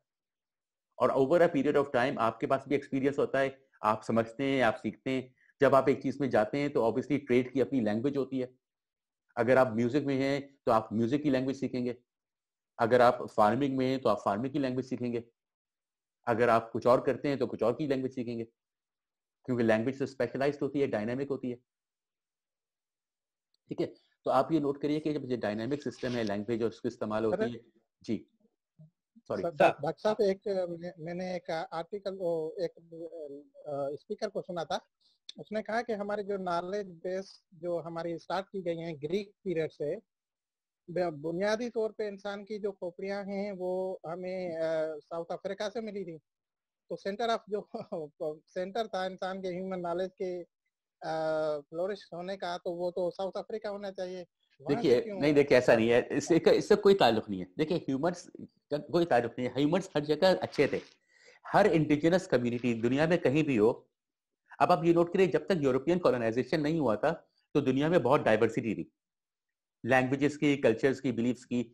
मुसलमान एम्पायर ऐसी कोई एम्पायर नहीं थी जैसे कि ये यूरोपियन एम्पायर है कि जहां पे जाकर उन्हें सबको जो है फोर्स कर दिया कन्वर्ट करने पे, और सबकी जबानी तबक तोड़ दी और सबको अपना गुलाम बना दिया। ऐसा नहीं था। इसलिए सारी डाइवर्सिटी एग्जिस्ट करती थी जब तक कि यूरोपियंस नहीं आए थे। इस डाइवर्सिटी को खत्म करने में यूरोपियंस का काम है, और इसमें सबसे ज्यादा वो इस्तेमाल करते हैं एजुकेशन को, क्योंकि एजुकेशन के थ्रू वो इकोनॉमिक मीन्स क्रिएट करते हैं और एजुकेशन को वो कंट्रोल करते हैं, यानी कि आपकी नॉलेज प्रोडक्शन को वो कंट्रोल करते हैं। उसके थ्रू आप जो है उन पे डिपेंडेंट रहते हैं। वो अपनी नॉलेज आपको पे, आप उनकी नॉलेज पे डिपेंडेंट हैं। जब आप उनकी नॉलेज पे डिपेंडेंट है तो आप पे इंडिपेंडेंस कहाँ से आ सकती है? आप तो गुलामी है ना। तो इस गुलामी से निकलने के लिए हमको पेडागोजिकली एक समझिए कि एक मेजर रेफॉर्मेशन चाहिए। और मैं इस यही जो मेरा पर्पस है आप लोगों से, जो मैं कंटिन्यूसली गुफ्तगू करता हूँ, लिखता हूँ और एंगेज करता हूँ, उसका मकसद यही है कि मैं आप लोगों के साथ मिलके, कि रेफॉर्मेशन मेरा काम नहीं है अकेला, ये सब हम सबको मिलके करना है। हमको एक एजुकेशनल रेफॉर्मेशन चाहिए जिसके थ्रू हम अपने टीचर्स को, अपने प्रैक्टिशनर्स को प्रैक्टिस में और कम्युनिटी डेवलपमेंट में एंगेज करें, प्रोजेक्ट वर्क में लगाएं, अपने बच्चों को, कम्युनिटीज को स्किल्स दें, उनको नॉलेज हासिल करने के तरीके सिखाएं, मगर नॉलेज इनका गोल नहीं बनाएं। कोई भी चीज जो इन्फिनिट है उनका गोल नहीं बनाएं, फाइनाइट गोल बनाएं। अपने इलाके को सफाई करो, पानी साफ हो, खाना अच्छा हो, क्रॉस कंटेमिनेशन नहीं हो। अब इसमें बहुत सिंपल बातें, जैसे फॉर एग्जांपल प्याज काटते हैं ना, आपको पता है घर में लोग कहते हैं प्याज काटना बड़ा मुश्किल काम है, सबके आंसू आते हैं, है ना। मुझे प्याज काटने में कोई मसला नहीं है, पता है क्यों? क्योंकि मैं प्याज को फ्रिज में रखता हूँ। अगर आप प्याज को फ्रिज में रखेंगे तो आपको काटने में आंसू नहीं आएंगे। बिल्कुल छोटी सी बात है, ठीक है। तो अब ये देखिए ना, अपनी अगर बच्चों के घर से आपने सीखा, उन्हें बताया कि बच्चों ने बताया कि हमारी प्याज जो है वो तो किचन में रखी है, तो आपने जब किचन में प्याज रखी भी है खुली हुई गर्मी में, तो जब आप काटेंगे तो आपको रोना आएगा। आप उसे फ्रिज में रखें और जब काटना हो तो उस पर फ्रिज से निकाल के उसी पर काट लें, ताकि फ्रिज ठंडी ठंडी, आपके आंसू नहीं आएंगे। अब ये देखिए, ये मैं आपको एक बात बता रहा हूँ, अब इससे लोगों की लाइफ बेहतर नहीं हो जाएगी, छोटी सी बात से। तो ये सारी चीजें हमारे लिए नहीं सिखाई जाती थी ना, हमको खुद भी नहीं आती, क्योंकि हमको कभी नहीं पढ़ाया गया था, हमको कभी नहीं सिखाया गया था। तो इसमें यह है, आप लोगों का भी काम है कि आप अपनी नॉलेज को एक्सपेंड करें। आप इस बेकार की डिविजन्स में और इसमें कि इसने क्या कहा और उसने क्या लिखा, इस पे नहीं जाएं। आप ये देखें कि आप कहाँ रहते हैं, आपको ईमानदारी से रहना है, हर किसी के लिए अच्छा करना है, और अपने जो आपकी जॉब है as a teacher, as an educator, उसे फुलफिल करना है, और अपनी कम्युनिटी को एनेबल करना है, और उसको इंडिपेंडेंट बनाना है। अगर आपकी कम्युनिटी इंडिपेंडेंट है तो जी सॉरी, एक आखिरी सवाल था। जी sorry, I have a question, sir. जी बिल्कुल। Sir, don't you think that the geographical thinking can also affect the human belief? For example, जैसे कि आप कह रहे थे कि हमें लिटरेचर पे बिलीव करने की जरूरत नहीं है, जो भी लिटरेचर में है या हिस्ट्री में है हमें उस पे जाने की जरूरत नहीं है। लेकिन सर, जो लिटरेचर होता है वो किसी कौम का विरसा होता है, किसी भी कौम का, क्योंकि लोगों के उसी के साथ सेट ऑफ बिलीफ जुड़े होते हैं। जैसे कि अगर हम बीइंग अ मुस्लिम, अगर हम अपनी बात करेंगे, हमारे पास जो भी है हमारा हिस्ट्री से रिलेटेड है, हमारे लिटरेचर से रिलेटेड है, जो हमारे बिलीफ बने हुए हैं, हमें हिस्ट्री से पढ़ के पता चला हुआ है कि हिस्ट्री में ये हुआ, हमने ये करना है। तो सर, अगर हम हिस्ट्री पे बिलीफ ना रखेंगे, जियोग्राफिकल थिंकिंग अडॉप्ट कर लेते हैं, तो ये किसी ना किसी लिहाज से किसी नेशन के लिए नुकसानदा हो सकती है सर ये चीज। मैं तो उल्टा कहूँ, मैं रिवर्स कहूंगा, आपकी रिलेशन के लिए, आपकी कम्युनिटी के लिए बेहतर हो सकती है। आप अपनी जंगें खत्म कर सकते हैं, अपनी लड़ाइयाँ खत्म कर सकते हैं। आपको दुश्मन को की क्या जरूरत है? दुश्मन से तो आपके मुश्किल करते हैं ना।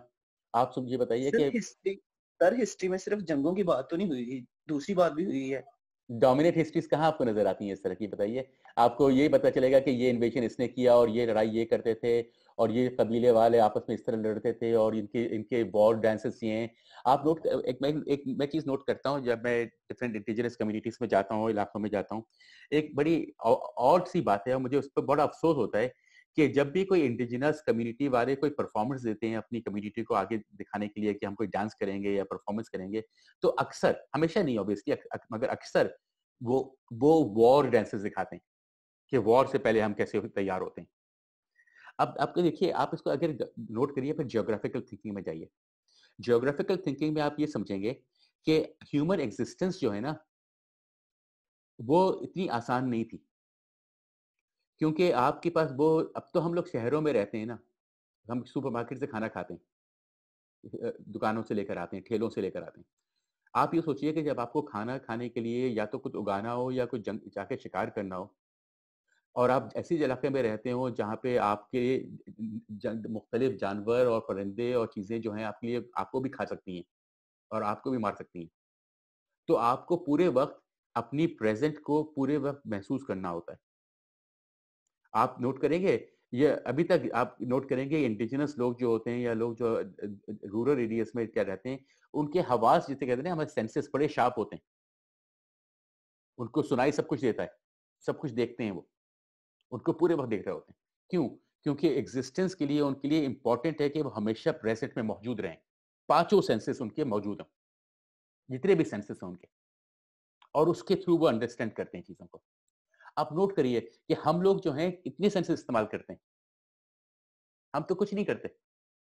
हम तो क्यों? क्योंकि हम तो लिटरेसी पे बेस्ड हैं, हमारी इकोनॉमिक सिस्टम पे बेस्ड हैं, हम करेंसी डिपेंडेंट हैं। हमारी सारी की सारी ये सोशियो इकोनॉमिक, हमारी जो लाइफ सिस्टम्स हैं, सोशल सिस्टम्स हैं, सारे के सारे चेंज हो गए। इसी को तो मैं कहता हूँ सोशियो सिम्बियोटिक वॉरफेयर।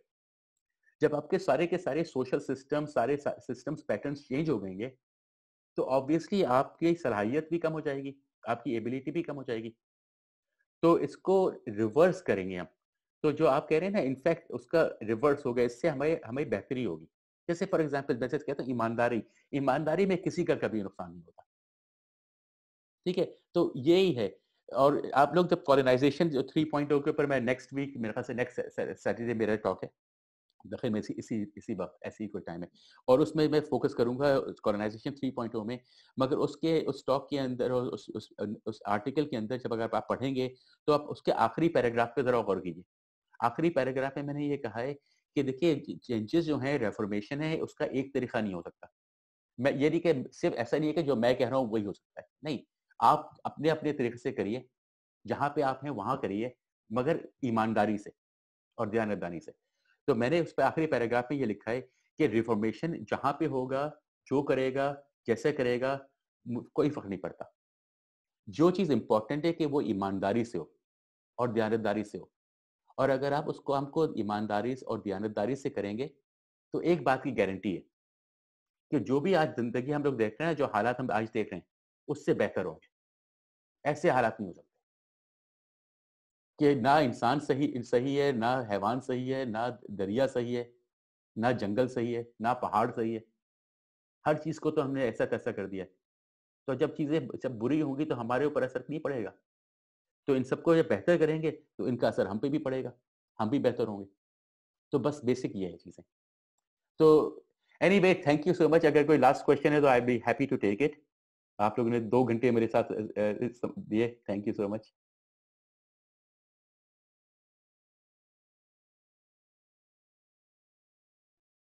तो अगर क्वेश्चन है तो I be happy to answer, वरना फिर anyway feel free to send me the questions at any time. आप लोग मुझे ईमेल कर दिए, मैसेज कर दिए, I be happy to engage further. और अगर जो लोगों ने बाद में देखे तो again thank you very much for watching this long video. और अगेन अगर आप लोगों के पास क्वेश्चंस हो तो I be happy to answer them. ठीक है, thank you so much everybody. Thank you very much sir, बहुत अच्छा रहा, बहुत ही सेशन रहा। तो इंशाल्लाह कोशिश करेंगे जितना ईमानदार से काम हो सके अपने आप को बेहतर करने का। Thank you very much. Thank you, thank you.